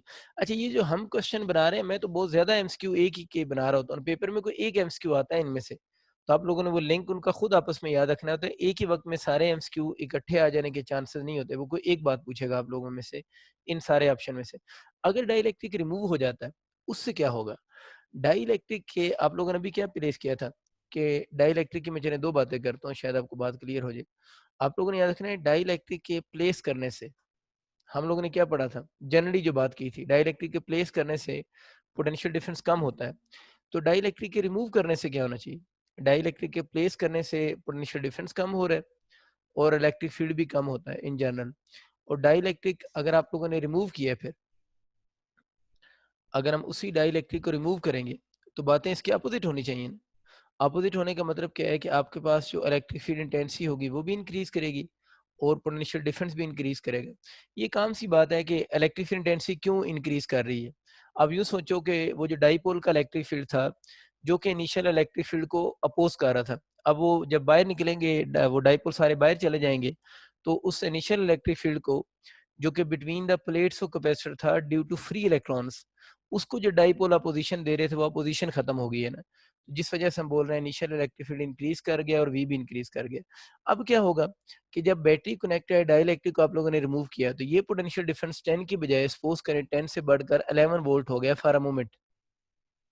एक मोमेंट के लिए हुआ ना, ये तो इंस्टेंटेनियस आंसर हुआ ना कि पोटेंशियल डिफरेंस इंक्रीज कर गया। बैटरी का काम क्या है? पोटेंशियल डिफरेंस को मेंटेन रखना। अब इधर पोटेंशियल 11 वोल्ट है, इधर 10 वोल्ट है, तब क्या होगा? ये नेगेटिव चार्ज बैटरी भी लगी हुई वापस आना शुरू हो जाएगा। जब ये नेगेटिव चार्ज जब वापस आना शुरू हो गया है तो इसका मतलब ये हुआ कि डाइलेक्ट्रिक को जब हम रिमूव करेंगे तो इस केस के अंदर क्या स्टार्ट हो जाएगी? डिस्चार्जिंग स्टार्ट हो जाएगी। इसका मतलब ये हुआ कि ये असल में है कौन सा सोर्स लगा हुआ है? डीसी सोर्स लगा हुआ है। ये एक साथ में कंसेप्ट भी क्लियर करना, सोर्स डीसी लगा हुआ है लेकिन अब भी डिस्चार्जिंग स्टार्ट हो गई है। हालांकि लास्ट टाइम जब मैं पढ़ा रहा था तो मैंने बताया था डीसी सोर्स की वजह से चार्जिंग स्टॉप हो जाती है। वो चार्जिंग कब स्टॉप हो गई थी? जब दोनों के पोटेंशियल सेम थे। अब तो आप लोगों ने इस पूरे सिस्टम में एक चेंज क्रिएट की है ना। चेंज क्या रखी कि आप लोगों ने डाइलेक्ट्रिक रखा था उसको बाहर निकाला तो इधर पोटेंशियल डिफरेंस जनरेट हो गया। तो बैटरी का काम है उस पोटेंशियल डिफरेंस को मेंटेन करना। तो अब बैटरी पोटेंशियल डिफरेंस को चार्ज स्टोर करवा के नहीं मेंटेन करेगी, अब बैटरी पोटेंशियल डिफरेंस को मेंटेन करवाने के लिए डिस्चार्जिंग शुरू करवा देगी, तो डिस्चार्जिंग स्टार्ट हो जाएगी। इस डिस्चार्जिंग के स्टार्ट होने से प्लेट्स के ऊपर जो चार्ज होगा वो पहले से कम हो जाएगा। तो ये भी थोड़ी-सी सिचुएशन आप लोगों ने याद रखनी है कि आपके पास जो प्लेट्स हैं, उनके ऊपर चार्ज अगर बैटरी लगी तब भी कम हो सकता है, और उसकी एक जो सबसे मोस्ट कॉमन सिचुएशन है वो मैंने आपको बताई है कि अगर हम डाइइलेक्ट्रिक को रिमूव कर दें, तो उस केस में ये वाली situation for a moment develop होगी। इस वी को उसने 10 वोल्ट ही बैटरी ने बनाना है, और इसको 10 वोल्ट बनाने के लिए चार्ज वापस आएगा। प्लेट्स पर चार्ज कम होगा, देखिए ना, प्लेट्स पर क्यू और वी का डायरेक्ट रिलेशन है ना। तो अगर प्लेट्स पर चार्ज कम होगा तो पोटेंशियल डिफरेंस से कम होना है ना। अगर चार्ज ही कम नहीं हो रहा तो प्लेट्स के दरम्यान में पोटेंशियल डिफरेंस भी कम नहीं होगा। ये बातें आपको समझ आ गई। अब हम हमें जनरल ये बात, ये जनरल एमसीक्यूज है दोनों, इंपॉर्टेंट बातें हैं बड़ी इलेक्ट्रिक फील्ड और वी के लिए ना। तब हम लिख सकते हैं जो डाई इलेक्ट्रिक कांस्टेंट होता है, वैसे पहले भी इसका फार्मूला मैंने लिखा था, बल्कि एक और बात कर लेते हैं। अभी हम जो पहले इसको लिख लेते हैं, फिर चार्ज की बात समझाता हूँ। तो आपको क्या समझ आया कि जो वी होता है वो कब ज़्यादा होता है? वैक्यूम में वी ज़्यादा होता है, या आप लोगों के पास जो है वो डाइइलेक्ट्रिक प्लेस करने से वी ज़्यादा होता है? तो क्या हमने पढ़ा है, डाइइलेक्ट्रिक के प्लेस करने से वी कम हो रहा है, और डाइइलेक्ट्रिक के रिमूव करने से वी ज़्यादा हो रहा है। इसका मतलब ये हुआ कि जो प्लेट्स के दरमियान में इलेक्ट्रिक पोटेंशियल डिफरेंस है वो कब ज़्यादा होगा? कैपेसिटर की प्लेट्स के दरमियान में जब वैक्यूम होगा तो पोटेंशियल डिफरेंस ज़्यादा होगा, और मीडियम के रखने से पोटेंशियल डिफरेंस कम हो रहा है। लेकिन डाइइलेक्ट्रिक का रिमूव करने का मतलब क्या है? वैक्यूम लेकर आ रहे हो तो पोटेंशियल बढ़ रहा है, डाइइलेक्ट्रिक प्लेस कर रहे हैं तो वी कम हो रहा है। और मैंने डाइइलेक्ट्रिक कांस्टेंट लिखने का फार्मूला क्या बताया था? ऊपर बड़ी चीज लिखते हैं। तो जब potential difference between the plates और कैपेसिटर के क्वेश्चन आ जाएंगे, तो ऊपर आप लोगों ने बच्चों वी वैक्यूम लिखना है, नीचे आप लोगों ने वी मीडियम लिखना है। इसके आपके प्रॉब्लम्स आ सकते हैं, और फार्मूला आइडेंटिफाई होने के लिए भी आ सकता है कि किस केस में वी ज्यादा होगा और किस केस में वी कम होगा। और अगर न्यूमेरिकल आ जाए कि आपको कैपेसिटर की प्लेट्स का पोटेंशियल गिवन हो जब उनके दरम्यान में वैक्यूम या एयर हो, डाइइलेक्ट्रिक कांस्टेंट प्लेस करे और उसके बाद वी पोटेंशियल पूछे, तो उसकी वैल्यू का आप इजीली बता सकते हैं। न्यूमेरिकल के लिए बहुत ही इंपॉर्टेंट फार्मूलाज हैं ये, जो अभी मैं डाइइलेक्ट्रिक कांस्टेंट के लिख रहा हूँ। क्योंकि कैपेसिटर में अगर एग्जामिनर कभी थोड़ा तंग करने के मूड में होता है तो इसी तरह के क्वेश्चन इनडायरेक्ट बनाएगा आपके। इसी तरह इलेक्ट्रिक इंटेंसिटी का चक्कर है, क्योंकि वी और इसका डायरेक्ट रिलेशन है। तो इलेक्ट्रिक इंटेंसिटी कब ज्यादा होगी? जब वैक्यूम होगा तो इलेक्ट्रिक इंटेंसिटी ज्यादा होगी, और मीडियम के आने से इलेक्ट्रिक इंटेंसिटी कम हो जाएगी between the plates of capacitor. तो इसमें भी ऊपर ई वैक्यूम आ जाएगा, और नीचे आप लोगों के पास क्या आ जाएगा? ई मीडियम आ जाएगा। अच्छा, अब एक और बात करते हैं चार्ज की। अभी चार्ज को आप यहाँ से अंडरस्टैंड कर सकते हैं। देखिए, डाइइलेक्ट्रिक को जब आप लोगों ने रिमूव किया है, अभी आप लोगों ने बैटरी कनेक्ट थी ना, बैटरी कनेक्ट थी तो डाइइलेक्ट्रिक को रिमूव आप लोगों ने किया तो चार्ज कम नहीं हो गया। और जब आप लोगों ने डाइइलेक्ट्रिक को रखा था, बैटरी कनेक्ट थी, तो चार्ज क्या हो गया था? ज्यादा हो गया था। इसका मतलब ये हुआ कि मीडियम के रखने से, मीडियम के आ जाने से, ये है ना, मैं दोबारा दिखा देता हूँ आपको, ये है ना, मीडियम रखा तो चार्ज बढ़ रहा है, मीडियम को प्लेस किया तो चार्ज बढ़ रहा है। आपको अब ये आप लोगों ने पढ़ा है। इसमें क्या किया है? इसमें मीडियम को निकाला है बाहर, तो चार्ज क्या हो रहा है? कम हो रहा है। इस सारी बात का मतलब क्या होगा? चार्ज कब ज्यादा होगा? जब मीडियम प्लेस करेंगे तो चार्ज की वैल्यू ज्यादा होगी, और वैक्यूम या एयर में चार्ज की वैल्यू कम हो जाएगी। आप इस सारे रिजल्ट को कंक्लूजन नहीं मैं लिख रहा हूँ, आप बच्चों इसको समझ सकते हैं। तो डाइइलेक्ट्रिक कांस्टेंट का अगर कैपेसिटर का क्वेश्चन आ जाए तो कौन से ज्यादा होगा? ऊपर क्या आएगा? जो बड़ा होगा। तो इसमें ऊपर मीडियम आएगा, क्योंकि क्यू मीडियम में ज्यादा होता है, और वैक्यूम होने से चार्ज प्लेट्स पर पहले से कम होना शुरू हो जाता है, जिस तरह भी यहाँ पर हुआ है। ठीक है, तो ये आपको समझ आ गया कि इसमें दोनों में ऊपर वैक्यूम आता है, इसमें ऊपर मीडियम आता है, और इनके बहुत ही अच्छे एमसीक्यू बनते हैं। क्योंकि जब इनके एमसीक्यू आते हैं तो बच्चे क्यू इक्वल सी वी वगैरह वाले उन फार्मूलाज की तरफ जाना शुरू हो जाते हैं। तो आपको उन फार्मूलाज को यूज किए बिना भी इन सारे क्वेश्चंस को बहुत इजीली आप हैंडल कर सकते हैं। उम्मीद है अब आप लोगों से ये हो जाएंगे। एक तो मैंने आपको हिंट बताया कि अगर क्वेश्चन में बैटरी कनेक्ट हो और बैटरी रिमूव होने से क्वेश्चन का सेंस बदल जाता है, और ये चीज बड़ी जरूरी होती है कि हमें बैटरी कनेक्ट या बैटरी रिमूव क्वेश्चन में गिवन। अच्छा, अब जो बाकी क्वेश्चन है ना, वो जो रिलेशन वाले हैं, मतलब पोटेंशियल डिफरेंस कम हो रहा है, ज्यादा हो रहा है, क्यू पे क्या इफेक्ट होगा, एनर्जी पे क्या इफेक्ट होगा, तो उन सारे क्वेश्चन को बताने के लिए ये जरूरी होता है कि आप क्वेश्चन में आपको पता हो कि बैटरी कनेक्ट के सवाल हैं या बैटरी रिमूव के क्वेश्चन है। एक और अक्सर बच्चे कंफ्यूज हो जाते हैं, इस तरह समटाइम डायग्राम बनी हुई आ जाती, ये उसने कैपेसिटर बनाया होता है, उसको फुली चार्ज किया होता है, और इसको यहाँ पर वो यूं डायग्राम बना देता है, और वो आपसे पूछता है बेटा ये केस है, और वही क्वेश्चन मैं दोबारा आपसे पूछता हूँ। चलिए, वो कहता है कि इसके दरम्यान में उसने डाइइलेक्ट्रिक को ऐड किया है प्लेस की बात एक ही है। तो बताएं इस केस में चार्ज पे क्या इफेक्ट होगा। अब आप लोगों ने चार्ज पे इफेक्ट बताना है। अब ये ना समझिएगा कि मैं चार्ज पे इफेक्ट बता रहा हूँ तो मैं सिर्फ चार्ज की बात कर रहा हूँ, सारे एमसीक्यू में मैं सारे तो नहीं बनाऊंगा, मैं तो एक ही बात करूंगा ना, वो बाकी तो आप सारे खुद ऑलरेडी पहले पढ़ चुके हैं। अब ये इसमें डिसाइड करना पड़ेगा कि चार्ज पे इफेक्ट बताना है तो ये केस कौन सा है, ये बैटरी कनेक्ट का केस है, ये बैटरी रिमूव का केस है। तो ये जो वी सिंबल होती है ये बैटरी की सिंबल नहीं होती, ये सिंबल वोल्ट मीटर की होती है। और हम आइडियल जब वोल्ट मीटर लेते हैं तो आप सबको आइडिया है कि आइडियल वोल्ट मीटर की हम रेजिस्टेंस कितनी कंसीडर करते हैं, इनफाइनाइट कंसीडर करते हैं। इसका मतलब ये हुआ अगर आपका ये वाला क्वेश्चन आ जाए दरमियान में वोल्ट मीटर लगा वो, तो इस केस में तो रेजिस्टेंस इनफाइनाइट होगी।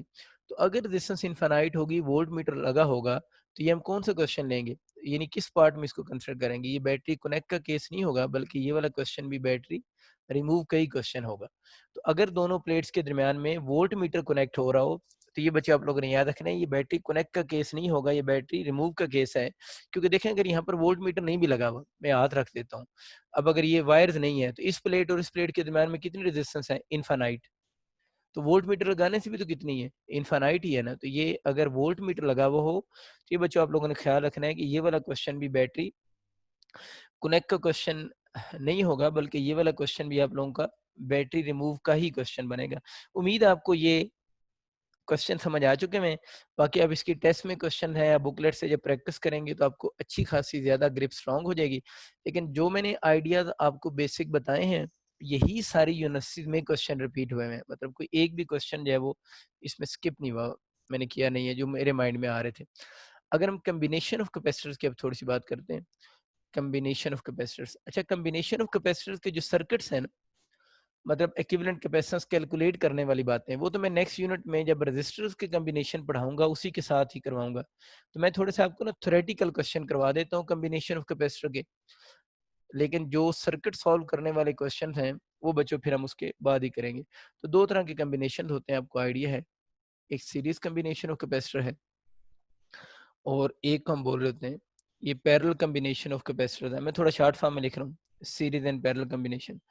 सीरीज कॉम्बिनेशन में इस तरह का कॉम्बिनेशन होता है, एक कैपेसिटर हो गया, ये दूसरा कैपेसिटर हो गया, इसी तरह ये तीसरा कैपेसिटर हो गया। इस कॉम्बिनेशन को हम बोलते हैं सीरीज कॉम्बिनेशन ऑफ कैपेसिटर्स। ठीक है, इसके लिए दो वर्ड यूज होते हैं। एक तो ये कहते हैं कि कैपेसिटर कैसे कनेक्ट हो, अगर आज ना capacitors are connected end to end connect हो, अगर कभी वर्ड यूज है ना if capacitors are connected end to end, कि अगर capacitor end to end connect हो तो वो भी सीरीज कॉम्बिनेशन है।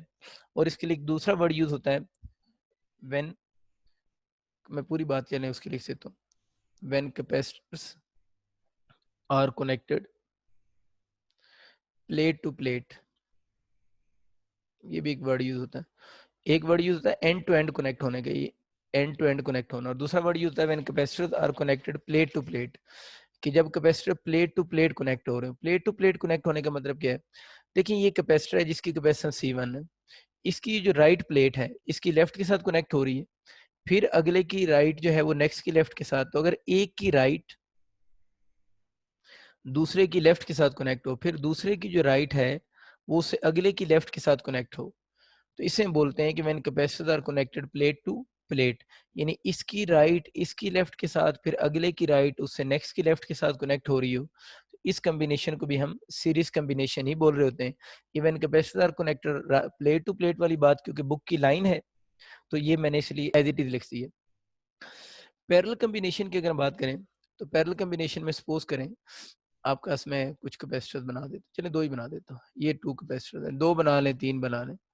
ये जो कैपेसिटर्स कनेक्ट हो रहे हैं इसके लिए हम वर्ड यूज करते हैं, इसकी कैपेसिटेंस C1 है, इसके लिए C2। इसके लिए जो वर्ड यूज होता है इसमें वर्ड यूज होता है when capacitors are connected side by side. ये की वर्ड याद रखने हैं आप लोगों ने, क्योंकि समटाइम जब न्यूमेरिकल आता है तो वो ये वर्ड डायग्राम नहीं बनी होती, वो वर्ड लिखे होते हैं। यानी एंड टू एंड कनेक्ट हो तो सीरीज आप लोगों ने उसको सॉल्व करना है। फिर प्लेट टू प्लेट का मतलब समझ आ गया, राइट लेफ्ट लेफ्ट राइट वो जो बातें हैं।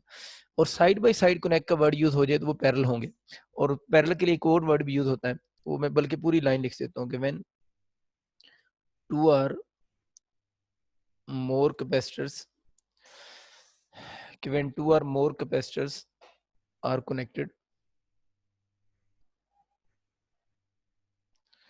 between same 2 points, between same 2 points between same two points, आगे इन सर्किट लिख लें, इन सर्किट। अगर ये कभी वर्ड यूज हो जाए ना कि व्हेन टू और more capacitors are connected between same two points in a circuit, इस बात को जरा समझें तो पैरेलल कॉम्बिनेशन ही होगा। इसका मतलब क्या है, देखिए सपोज करें ये एक पॉइंट ए है और ये वाला पॉइंट बी है। अब अगर इधर बहुत सारे कैपेसिटर्स भी हों तो क्या लफ्ज लिखा है, व्हेन टू और more capacitors are connected between same two points. देखिए ये वाला कैपेसिटर का एक एंड इस पॉइंट के साथ कनेक्ट है, इसका दूसरा एंड इसके साथ कनेक्ट है, इस नीचे वाले कैपेसिटर का भी एक एंड उसी पॉइंट के साथ कनेक्ट है और दूसरा एंड उसी पॉइंट के साथ कनेक्ट है। आप इधर एक और कैपेसिटर बना दे, उसका एंड भी एक ए के साथ कनेक्ट हो और एक बी के साथ कनेक्ट हो। इस बात को अब यूं सोचेंगे, when capacitors are connected, when two और more capacitors are connected between same two points in a circuit, तो देखें जितने भी कैपेसिटर्स होंगे पैरेलल में वो सारे ए और बी पॉइंट्स के दरमियान में ही कनेक्ट होंगे। तो इस कॉम्बिनेशन को फिर बच्चों हम लोग पैरेलल कॉम्बिनेशन ऑफ कैपेसिटर बोलेंगे। ये मैंने इसलिए वर्ड रिपीट किए हैं कि सम टाइम जब न्यूमेरिकल आता है तो क्वेश्चन में ये चीज मेंशन नहीं होती कि आपका जो क्वेश्चन है वो मतलब सीरीज या पैरेलल वर्ड यूज नहीं हो रहा होता, वो इनमें से कोई की वर्ड यूज करता है। तो अगर इनमें से बच्चों कोई भी की वर्ड यूज हो तो थोड़ा सा आप लोगों ने याद रखना है कि आपको उस फॉर्म में आप लोग आंसर कर सकते हैं। अब हम अपने फर्दर क्वेश्चन की तरफ चलते हैं। सीरीज कॉम्बिनेशन में इक्विवेलेंट कैपेसिटेंस कैलकुलेट करने के लिए आप लोगों ने रेसिप्रोकल लेने होते हैं। यानी सीरीज कॉम्बिनेशन में इक्विवेलेंट कैपेसिटेंस कैलकुलेट करने के लिए आपको पता है हम रेसिप्रोकल लेते हैं। सीरीज कॉम्बिनेशन में अगर टू कैपेसिटर्स हो जाए तो रेसिप्रोकल लेके सॉल्व करना थोड़ा सा मुश्किल काम होता है। अगर दो कैपेसिटर्स हो जाएं तो फिर आप इस फार्मूले से भी इक्विवेलेंट कैपेसिटेंस कैलकुलेट कर सकते हैं। C1 यानी ऊपर दोनों को प्रोडक्ट लिख दें और नीचे दोनों का सम लिख दें।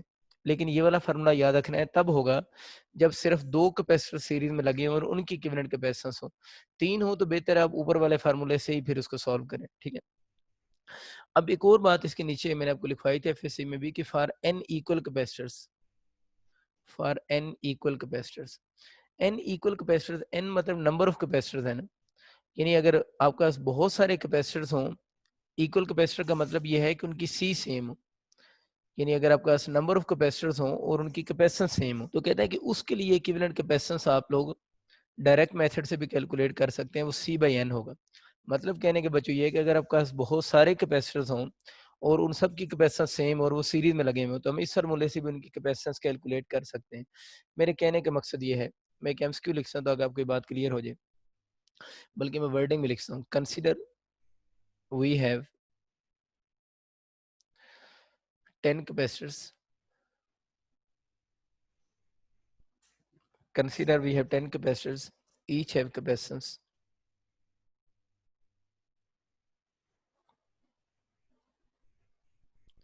consider we have 10 capacitors, each have capacitance 20 microfarad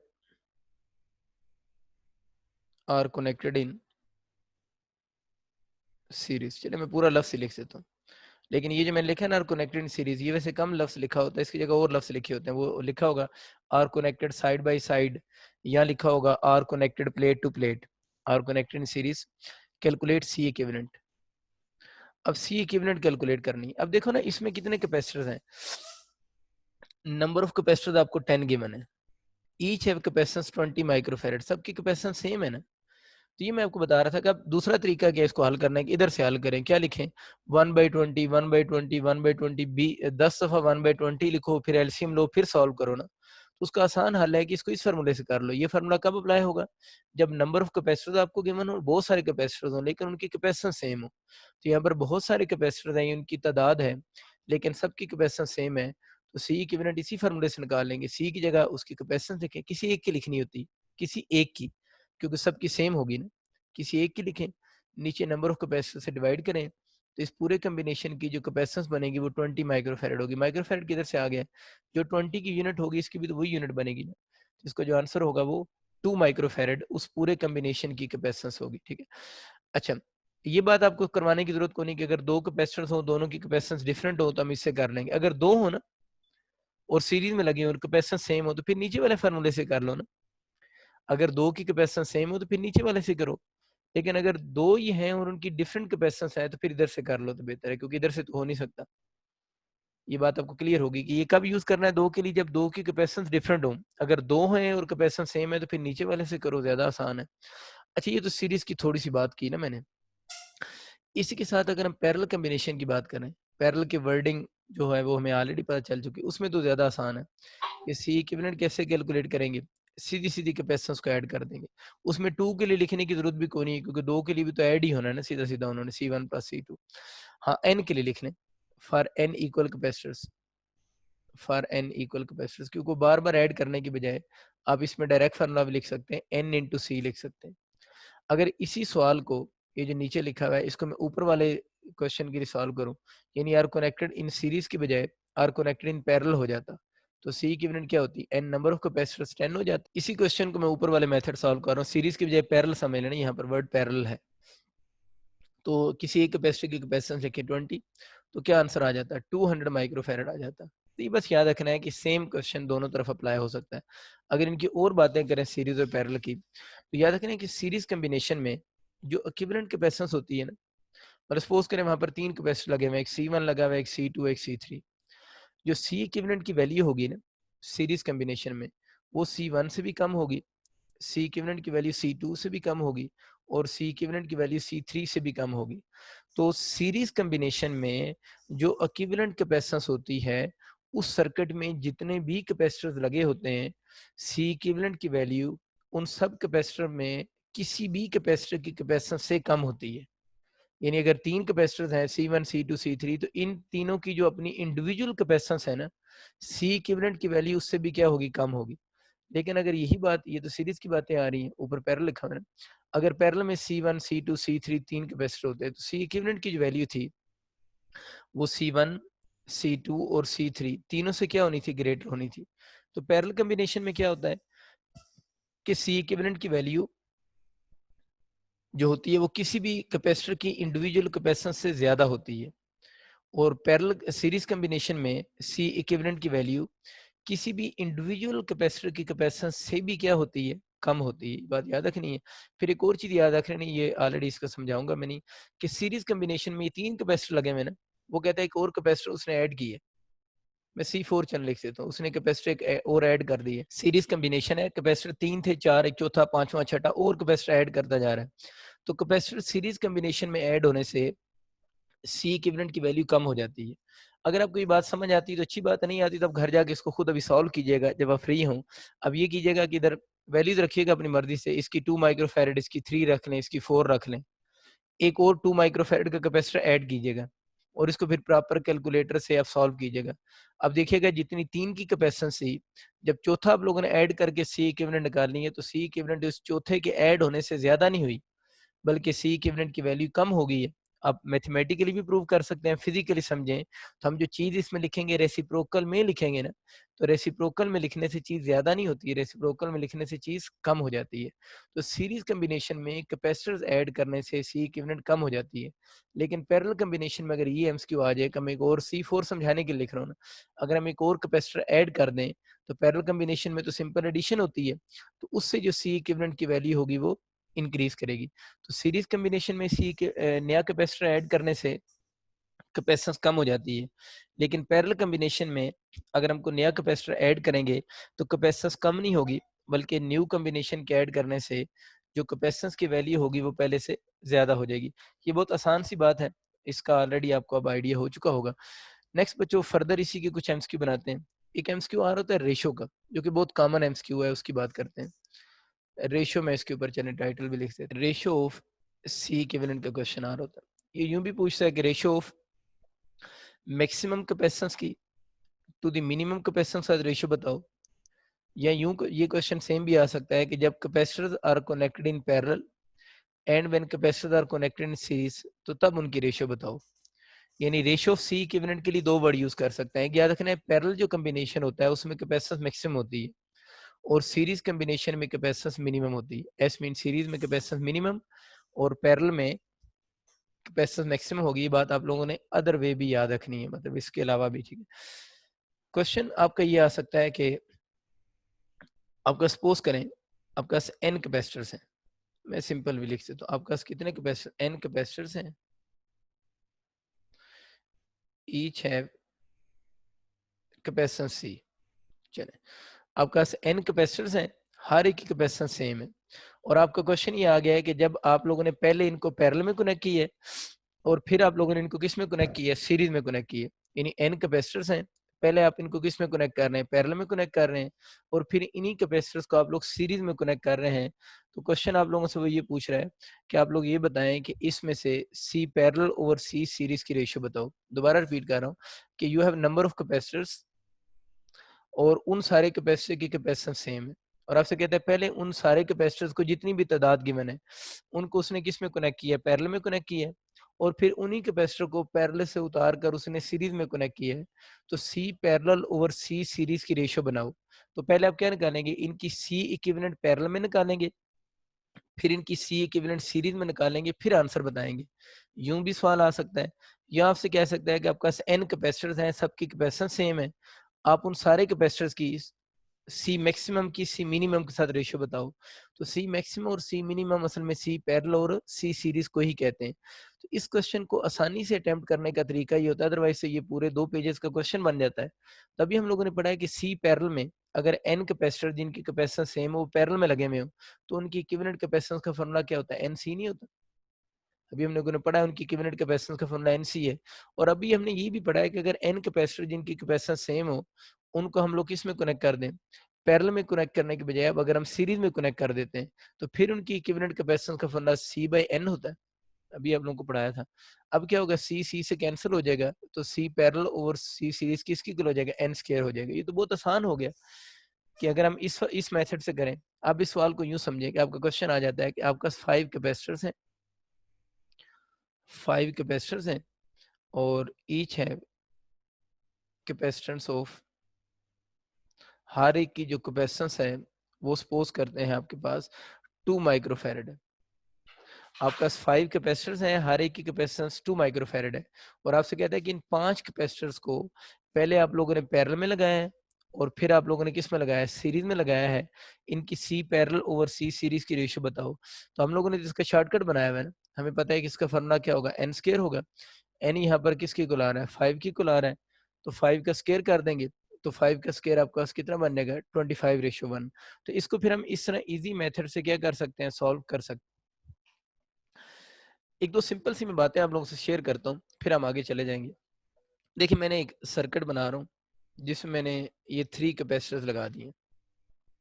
ये आपके पास डिफरेंट कैपेसिटर्स लगे हुए हैं, एक तरफ पॉजिटिव प्लेट है, एक तरफ नेगेटिव प्लेट है। बैटरी की वोल्टेज V है। ये कैपेसिटर C1, इसकी C2 और इसकी C3 हो जाएगी।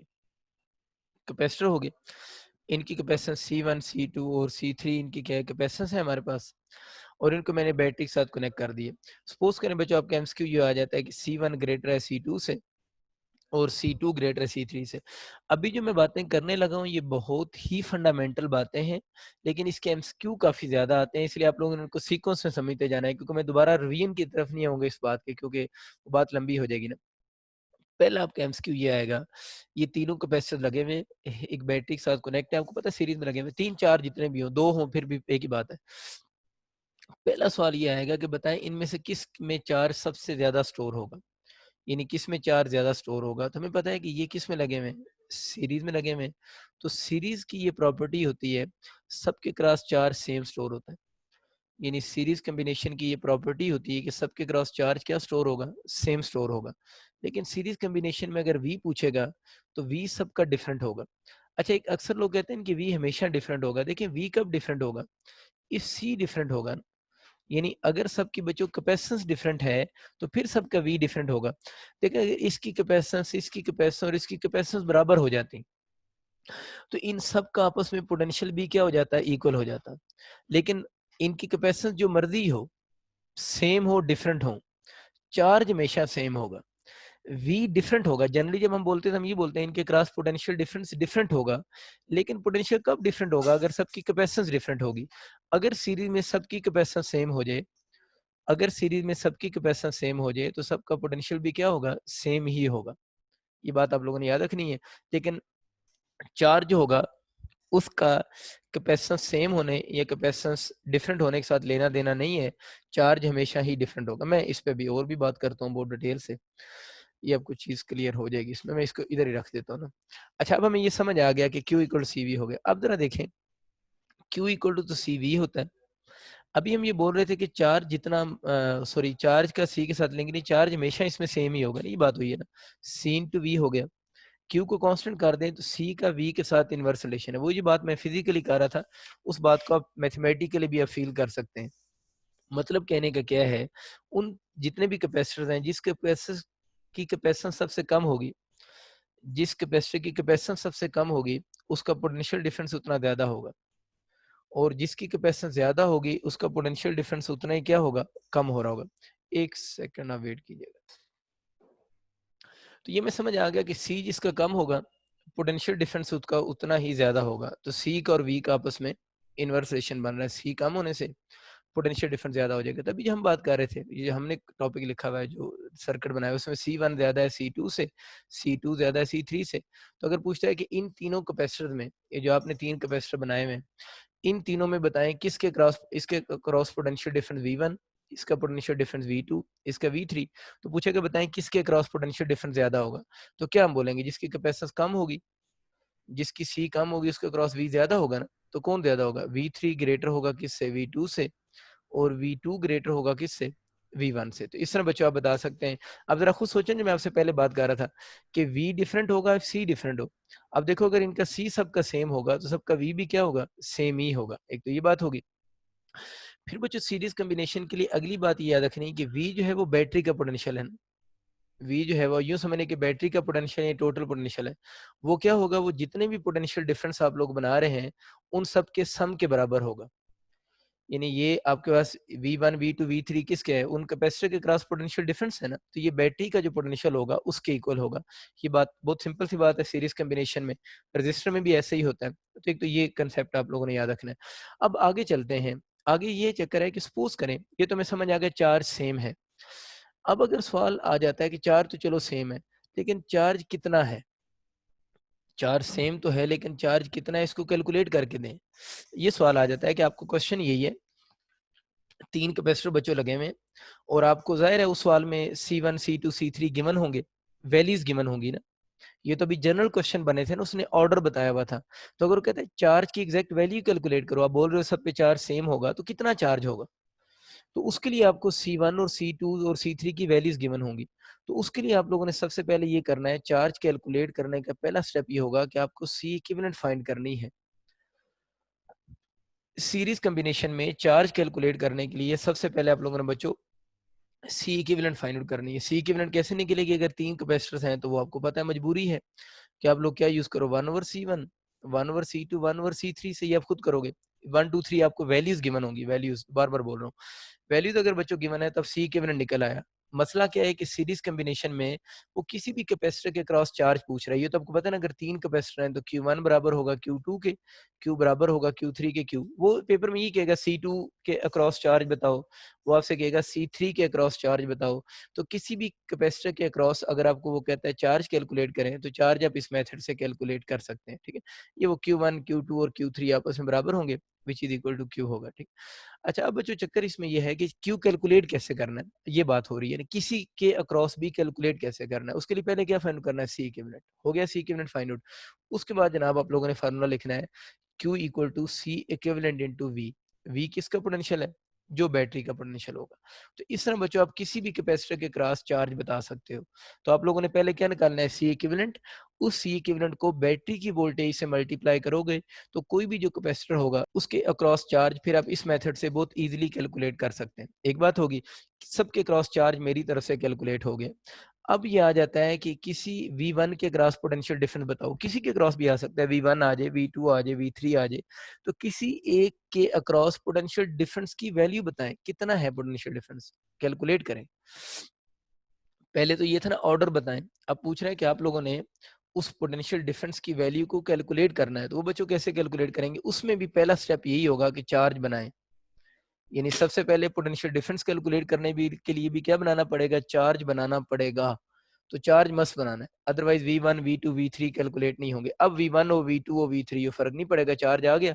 अब बच्चा फॉर्मूला लिखेंगे, Q is equal to CV। अब देखें, V1 के क्रॉस पोटेंशियल बताना है, तो चार्ज तो सबके क्रॉस क्या है, सेम है। जो पहला कैपेसिटर होगा उसकी कैपेसिटेंस C1 होगी, उसका पोटेंशियल V1 होगा। ऐसे ही है ना, 4 सबके क्रॉस सेम है, कैपेसिटेंस C1 पोटेंशियल V1। अब आपको समझ आ गया मुझसे ज़्यादा अच्छा। V1 बच्चों यहाँ से निकालना है, तो Q बाई कौन सा हो जाएगा? C1 हो जाएगा, ठीक है।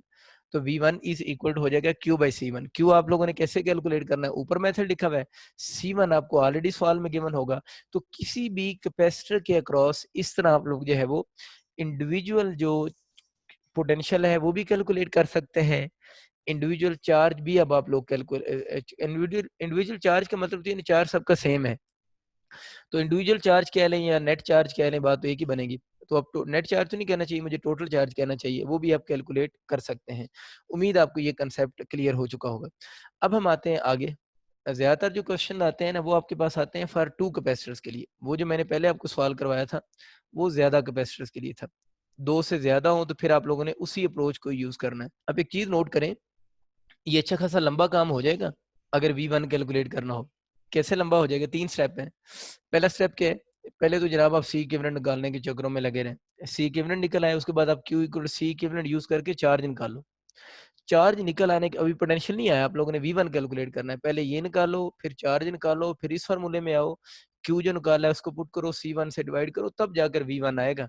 अभी तो समझने में आसान लग रहा है, लेकिन पेपर में आप ज़रा देखें ना कि जब 45 सेकंड्स के अंदर इस क्वेश्चन को सॉल्व करना होगा, तो वहाँ पर मसला गड़बड़ हो सकता है। तो वहाँ पर जो ज़्यादातर सवाल आते हैं ना, वो 2 कैपेसिटर्स के आते हैं वैसे यूनिवर्सिटीज़ में। 2 से ज़्यादा के लिए आ जाएँ तो मैंने बच्चों आपको अपनी तरफ से मेथड समझा दिया है, वही फॉलो करेंगे। लेकिन ज़्यादातर यूनिवर्सिटीज़ में 2 कैपेसिटर्स के क्वेश्चन आते हैं, इसकी कैपेसिटेंस C1 इसकी C2, बैटरी की वोल्टेज V। और ज़्यादातर 2 कैपेसिटर्स के जब क्वेश्चन आते हैं, तो आपको मैं पोटेंशियल के क्वेश्चन करवा रहा हूँ। चार्ज के आएँगे तो वही मेथड है, चार्ज का कोई शॉर्टकट नहीं है, उसी तरह ही कैलकुलेट करेंगे, ठीक है। पोटेंशियल के 2 कैपेसिटर्स के लिए क्वेश्चन, तो पोटेंशियल आप डायरेक्ट भी कैलकुलेट कर सकते हैं। यानी पोटेंशियल अगर कैलकुलेट करने के क्वेश्चन आ जाएँ, लेकिन ये 2 कैपेसिटर से ज़्यादा के लिए अप्लाई नहीं होगा, ये याद रखना है। ये 2 कैपेसिटर के लिए सिर्फ अप्लाई होगा। तो 2 कैपेसिटर्स के लिए अगर ये अप्लाई हो रहा है, तो उस केस में आप लोगों ने ये करना है कि आप डायरेक्ट भी इसका आंसर कैलकुलेट कर सकते हैं। यानी अगर 2 कैपेसिटर्स आ जाएँ, तो 2 कैपेसिटर्स के लिए डायरेक्ट कैसे कैलकुलेट होगा उसकी बात करते हैं। ये मैंने वैसे आपको एफएससी में जब पढ़ा रहा था तब भी करवाया था। इसको याद रखना बड़ा आसान है। इसके नीचे आप लिखो, जो दोनों कैपेसिटर हैं उनकी कैपेसिटेंस का सम। इसके नीचे आप ये करो, जो दोनों कैपेसिटर लिखे हुए हैं, आप लोगों ने दोनों की कैपेसिटेंस का सम लिख देना है, ठीक है। जो दोनों कैपेसिटर हैं, नीचे दोनों कैपेसिटर की कैपेसिटेंस का सम हो गया। इसके ऊपर क्या लिखना है? इसके ऊपर आप बैटरी की वोल्टेज लिखो। यानी इसके ऊपर आप लोगों ने जो बैटरी की वोल्टेज है वो लिख देनी, यानी नीचे दोनों की कैपेसिटेंस का सम लिख देना है और ऊपर आप लोगों ने जो बैटरी की वोल्टेज है वो लिख देंगे, ठीक है। अब एक चीज का ख्याल रखना है, V1 किसका पोटेंशियल, इसका ना। दो कैपेसिटर जब हों, जिसका पोटेंशियल कैलकुलेट करना हो, ऊपर जो बैटरी की वोल्टेज लिखी हुई है ना उसके साथ कैपेसिटेंस लिखनी है। उसके साथ कैपेसिटेंस लिखनी है। किसकी कैपेसिटेंस लिखनी है? जिसका पोटेंशियल कैलकुलेट हो रहा हो उसकी नहीं, बल्कि दूसरे की लिखनी है। या V1 का मतलब क्या है? C1 वाले कैपेसिटर का पोटेंशियल कैलकुलेट हो रहा है, तो यहाँ पर कैपेसिटेंस V के साथ C1 वाले की नहीं लिखनी, बल्कि दूसरे की लिखनी है। तो यहाँ पर C2 आएगा। V2 पोटेंशियल किसका है? C2 वाले का है ना। तो अगर V2 पोटेंशियल कैलकुलेट हो रहा है, तो यहाँ V के साथ कैपेसिटेंस दूसरे की आएगी। मतलब जिसका पोटेंशियल कैलकुलेट हो रहा है, ऊपर उसकी कैपेसिटेंस नहीं लिखनी, बल्कि दूसरे की लिखनी है। तो इस तरह आप याद रखेंगे तो ये क्वेश्चन बहुत ईज़िली अटेम्प्ट हो जाएगा। अब आप ज़रा सोचें थोड़ी देर के लिए, अगर ये क्वेश्चन हम अदर मेथड सॉल्व करते तो पहले C इक्विवेलेंट निकालते, फिर क्या निकालते? चार्ज, फिर आप जाकर पोटेंशियल के फार्मूला की तरफ आते हैं। तो इस तरह 2 कैपेसिटर्स के अगर प्रॉब्लम्स आ जाएँ, तो उनको बच्चों आप लोग डायरेक्ट इस मेथड से भी सॉल्व कर सकते हैं। अभी जो मैं क्वेश्चन जिनकी बात करने लगा हूँ, यहाँ तक तो क्वेश्चन ठीक थे। अभी जो क्वेश्चन हैं वो एडवांस लेवल के हैं और उनके थोड़े से आने के चांसेस कम होते हैं। लेकिन उसको भी एक नज़र देख लेते हैं हम लोग, कि शायद कभी ये ना हो क्वेश्चन ना वो पूछे, वो आपसे फार्मूला ही पूछ ले खाली कि आप इसका फार्मूला बता दें। सपोज करें आपके क्वेश्चन आ गया C1 और C2, ये अलग से सवाल है। 2 कैपेसिटर हैं, एक C1 C2, ये दोनों सीरीज में कनेक्ट हैं, जिस तरह डायग्राम बनी हुई है। वो कहते हैं इन दोनों कैपेसिटर को सीरीज में कनेक्ट करके उसने फुली चार्ज किए। इन दोनों कैपेसिटर को सीरीज में कनेक्ट करके उसने फुली क्या किया? चार्ज किए। फुली चार्ज करने के बाद इसको इसके साथ लिंक ना करें, ये खत्म हो गया, अलग से लेकर आए ना, ताकि डायग्राम मुझसे दोबारा बनेगी नहीं, टाइम आपका वेस्ट होगा। 2 कैपेसिटर हैं, सीरीज में कनेक्ट हैं, जिस तरह लगे हुए, इनको फुली चार्ज किए। इनको फुली चार्ज करने के बाद, ठीक है, फुली चार्ज करने के बाद वो कह रहा है कि इन दोनों कैपेसिटर्स को उसने पैरेलल में कनेक्ट कर दी। पहले ये सीरीज में कनेक्ट थे, अब इन दोनों कैपेसिटर्स को उसने पैरेलल में कनेक्ट कर दी।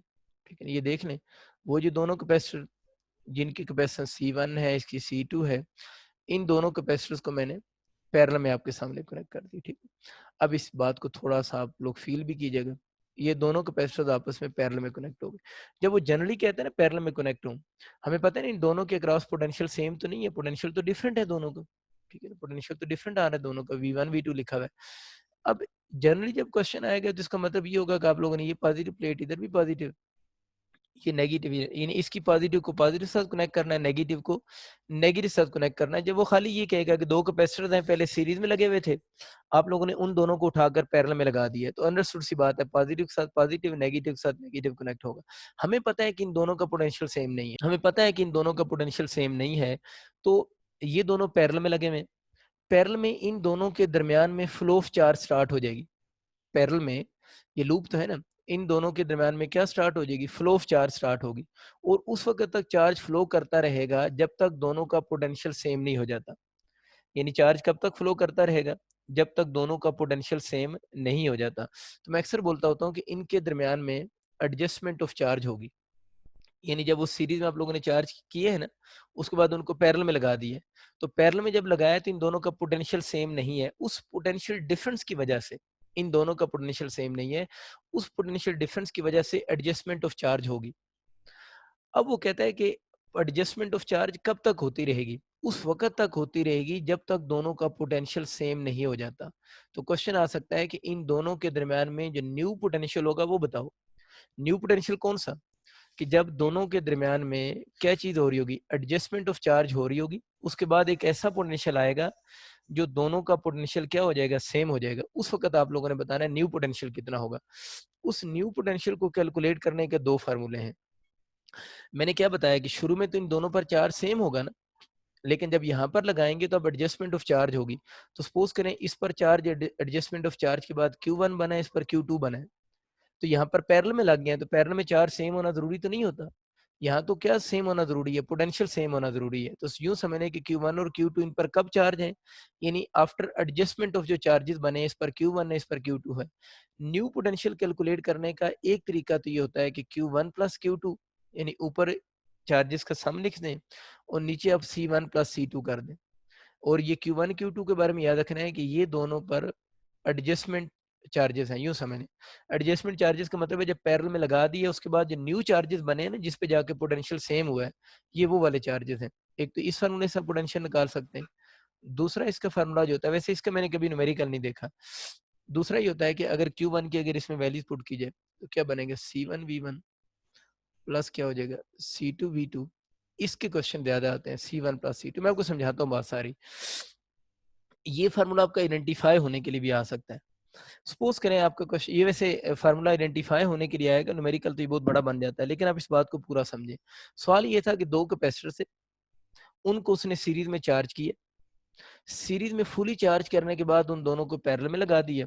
जब पैरेलल में लगाया तो हमें पता है कि पैरेलल में उस वक्त तक चार्ज फ्लो करता रहेगा जब दोनों का पोटेंशियल सेम नहीं हो जाता। तो सवाल उसका ये है कि दोनों के दरमियान में जो न्यू पोटेंशियल आया है, जिसपे फर्दर फ्लो ऑफ चार्ज रुक गया है, आप लोग वो पोटेंशियल कैलकुलेट करके दें। ठीक होगी बात, ठीक है ना, वो न्यू पोटेंशियल आप लोगों ने कैलकुलेट करके देना। अब चुंगड़ो उसका एक हल ये था कि हम इस फार्मूले से निकाल लें, और दूसरा हल ये है कि इस नीचे वाले फार्मूले से निकाल लें। इसका मतलब ये हुआ कि इस न्यू पोटेंशियल को कैलकुलेट करने के लिए आपको कैपेसिटेंस चाहिए, C1 C1 C2 चाहिए, वो तो ज़ाहिर सवाल में गिवन होगी। दूसरा आपको V1 और V2 चाहिए होंगे। अब होगा ये कि अगर ये पेपर में न्यूमेरिकल आता है ना, तो मुझे ये लगता है कि आपको इनके V1 और V2 की वैल्यूज तो गिवन होनी चाहिए फिर, अगर एमसीक्यू बनता है ना। क्योंकि अगर V1 और V2 गिवन हो, V1 और V2 कब, ये जब ये दोनों सीरीज में फुली चार्ज हुए हैं, उस वक्त इनके V1 और V2 अगर हमें पता हो, तो उस वक्त हम क्या कर सकते हैं कि इस फार्मूले को यूज करके इनका न्यू पोटेंशियल बता सकते हैं जो दोनों का सेम होगा। दूसरा, अगर वैसे बात कर रहा हूँ कि अगर सपोज करें सवाल पेपर में गिवन ही नहीं है, यानी V1 और V2 भी नहीं गिवन, आपको सिर्फ गिवन है C1 C2, C1 C2 और V गिवन है, और आपका ये क्वेश्चन आ गया कि इनको उठाकर पैरेलल में लगाया जनाब, न्यू पोटेंशियल बताएं। तो उस सवाल को हल करने के लिए आपको V1 और V2 पहले तो चाहिए होंगे ना, क्योंकि फार्मूले में C1 C2 और V1 V2 दोनों यूज हो रहे हैं। तो अब आप V1 V2 कैसे कैलकुलेट करेंगे, इन फार्मूला से निकालेंगे फिर V1 और V2। तो ये बहुत बड़ा सवाल हो जाएगा फिर, ठीक है, यही मैं कह रहा था, इसलिए इसके आने के चांसेस फिर कम होंगे। खाली फार्मूला तो पूछ सकता है, लेकिन एग्जैक्ट आंसर कैलकुलेट करने के लिए पहले आप V1 इस फार्मूले से निकालेंगे, फिर V2 निकालेंगे। V1 और V2 बच्चों जब निकल आएगा तो फिर उनको यहाँ पर पुट करेंगे तो C न्यू की वैल्यू आ जाएगी। तो ज्यादातर आपको बताया है चांसेस क्या हैं, इसके फार्मूला आइडेंटिफाई होने के ही चांसेस हैं। और आप में से जो केपीके के स्टूडेंट्स हैं वो इस फार्मूले को ज्यादा अच्छा प्रिपेयर कीजिएगा, उनके ज्यादा चांसेस हैं कि आपसे ये वाला फार्मूला एज इट इज पूछ ले। पंजाब में थोड़े बहुत चांसेस कम ही होते हैं ये फार्मूला पूछने के, उनके वहां तक पहले तक क्वेश्चन आता है। दोबारा बात सुने, ये तो जनरल बात थी। अब अगर इसका स्पेशल केस है, स्पेशल केस इसका यूं बनता है कि सपोज करें वो कहता है कि ये दो कैपेसिटर है ना C1 और C2, C1 और C2 ये दो कैपेसिटर, मैं कैपेसिटेंस के बेस पे नाम रख रहा हूँ ना। वो कहते हैं C1 की पॉजिटिव प्लेट के साथ C2 की नेगेटिव प्लेट कनेक्ट करें, और C1 की नेगेटिव प्लेट के साथ C2 की पॉजिटिव प्लेट कनेक्ट करें। ये स्पेशल केस है। स्पेशल केस मतलब अपोजिट उसने कनेक्ट किया, इसकी पॉजिटिव के साथ नेगेटिव, इसकी नेगेटिव के साथ पॉजिटिव। जब वो नहीं कहता ना, खाली कहता है पैरेलल में कनेक्ट करें, तो हमेशा इसी तरह सॉल्व करना होता है। वो कहते हैं पॉजिटिव के साथ पॉजिटिव कनेक्ट करें, नेगेटिव के साथ नेगेटिव कनेक्ट करें, फिर यही जनरल केस है। लेकिन ये स्पेशल केस होगा, ये उस वक्त यूज करेंगे जब वो खुद बोलेगा कि पॉजिटिव के साथ हम लोग क्या कनेक्ट कर रहे हैं, नेगेटिव, और नेगेटिव के साथ हम लोग क्या कनेक्ट कर रहे हैं, पॉजिटिव कनेक्ट कर रहे हैं। बस ये बात याद रखनी है। अच्छा, ये चीजें होंगी। अब इस और इसमें थोड़ा सा फर्क है। थोड़ा सा फर्क क्या है कि न्यू पोटेंशियल कैलकुलेट करने के लिए जहां प्लस बच्चों लगाया ना, बस वहां पर माइनस लगा दो, Q1 माइनस Q2 ओवर आपका C1 प्लस C2 हो जाएगा। अक्सर बच्चे जब इन न्यूमेरिकल्स को सॉल्व करते हैं तो वो कहते हैं एंड पे माइनस आ गया, तो एंड पे अगर माइनस आ जाए तो आप इसको इग्नोर कर दोगे ना, क्योंकि जनरली हमें ये पता नहीं होता ना Q1 बड़ा है या Q2 बड़ा है ना, तो समटाइम माइनस आ भी जाता है। तो अगर माइनस आ भी गया है तो जब आप ऑप्शन चूज करने लगेंगे तो ऑप्शन में आप लोगों ने माइनस साइन को इग्नोर कर देना है। बस उधर प्लस आता था, इधर माइनस आता है। माइनस क्यों आया? जब वो प्लेट्स को उल्टा कनेक्ट करेगा, C1 V1 minus C2 V2 over हो जाएगा C1 प्लस C2। ये बातें होगी। अब इसका सवाल आ किस तरह सकता है? एक तो ये हो गया ना, फार्मूला आइडेंटिफाई होने के लिए आ गया, पूरा क्वेश्चन ये आ सकता है। ये सवाल यूं पेपर में आ सकता है, जो मुझे लगता है वो यूं आ सकता है। सपोज करें वो कहता है कि इधर में छोटी सी जगह में इधर बना दे, वो कहते हैं कैपेसिटर है, जरा बात ध्यान सुनिएगा, उसका बैटरी कनेक्ट है, और वो जनाब आपको कह देता है कि इस कैपेसिटर के साथ बैटरी कनेक्ट थी, और बैटरी यहाँ पर इसके साथ जो कनेक्ट है V1 10 वोल्ट है, और इस कैपेसिटर को उसने 10 वोल्ट की बैटरी से फुली चार्ज किया। यानी एक ही कैपेसिटर उसको 10 वोल्ट की बैटरी से फुली चार्ज किया। दोबारा अगले पेज पे जाना ही पड़ जाएगा। 10 वोल्ट की बैटरी से बच्चों उसको उसने फुली चार्ज किया। दोबारा कहता है एक और कैपेसिटर उसके पास, ये दूसरा कैपेसिटर जिसकी कैपेसिटेंस C2 है, इस कैपेसिटर को उसने एक और बैटरी से फुली चार्ज किया। ये बैटरी होगी, इस बैटरी से उसने इसको फुली चार्ज किया, और ये वाली बैटरी सपोज करें आपका 20 वोल्ट की है। और ये सेम क्वेश्चन आ गया है कि दो कैपेसिटर्स हैं, दोनों कैपेसिटर को अलग से चार्ज किया है, इसकी कैपेसिटेंस C1, इसकी बच्चों कैपेसिटेंस C2, और दोनों कैपेसिटर को उसने अलग अलग दो डिफरेंट बैटरी से चार्ज किया। सवाल यही आ गया कि उन दोनों कैपेसिटर्स को चार्ज करने के बाद आप लोगों ने पैरेलल में लगा दिए। अब वो कहता है कि आप इस केस में इक्विवेलेंट कैपेसिटेंस मतलब नेट सॉरी जो पोटेंशियल है वो बताएं या न्यू पोटेंशियल बताएं। तो एक ही बात है ना, अभी तो मैंने आपको समझाया ना, ये वाला जो सर्किट बना हुआ था, ये वाला सर्किट कैसे बना है? दोनों को सीरीज में लगाकर बना है। तो जरूरी तो नहीं हमेशा ये वाला सर्किट दोनों को सीरीज में लगाकर ही बने, या ये वाला सर्किट भी इधर से ही आए। ये भी तो हो सकता है कि ये जो दोनों कैपेसिटर हैं उनको दो अलग अलग बैटरी के साथ चार्ज करे, जिसके अब जो बात कर रहा हूँ इसके ज्यादा चांसेस है कि इन दो बैटरीज को वो अलग अलग चार्ज करे। जिस तरह मैंने अभी बोला है कि इस कैपेसिटर को उसने 10 वोल्ट से चार्ज किया है, और इसको उसने किससे 20 वोल्ट से चार्ज किया है, और कह रहा है कि इन दोनों कैपेसिटर्स को आप लोगों ने पैरेलल में लगा दिया है। अब आप बताएं न्यू पोटेंशियल कितना होगा? अब बड़ा आसान हो गया सवाल। आसान क्यों हो गया? क्योंकि जिस कैपेसिटर को 10 वोल्ट से चार्ज किया है, हमें बैटरी का पोटेंशियल नहीं चाहिए होता, हमें बच्चों potential between the plates of capacitor चाहिए होता है। तब मिल गया ना। अगर ये 10 वोल्ट का है तो फुली चार्ज किया है, तो ये बैटरी इस कैपेसिटर की प्लेट्स के क्रॉस भी कितना होगा? बैटरी के बराबर ही होगा ना। तो वो भी 10 वोल्ट ही होगा। ये बात आपको समझ आ रही है कि जब कैपेसिटर फुली चार्ज होता है, जो बैटरी का पोटेंशियल होता है वही कैपेसिटर की प्लेट्स का भी होता है। इसी तरह इसके क्रॉस पोटेंशियल हमें चाहिए V2, तो V2 भी किसकी इक्वल होगा? 20 वोल्ट ही होगा।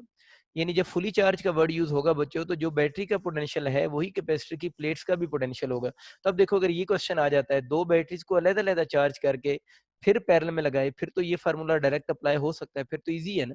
तो सीरीज़ से इस फ़ॉर्मूले की तरफ आना थोड़ा मुश्किल है क्योंकि उसके लिए V1, V2 फ़ॉर्मूला से कैलकुलेट करना पड़ती हैं। लेकिन अगर 2 बैटरीज़ को वो अलग-अलग सॉल्व कर ले, तो उन 2 बैटरीज़ को आप बहुत सिंपल वे से ईज़िली सॉल्व कर सकते हैं।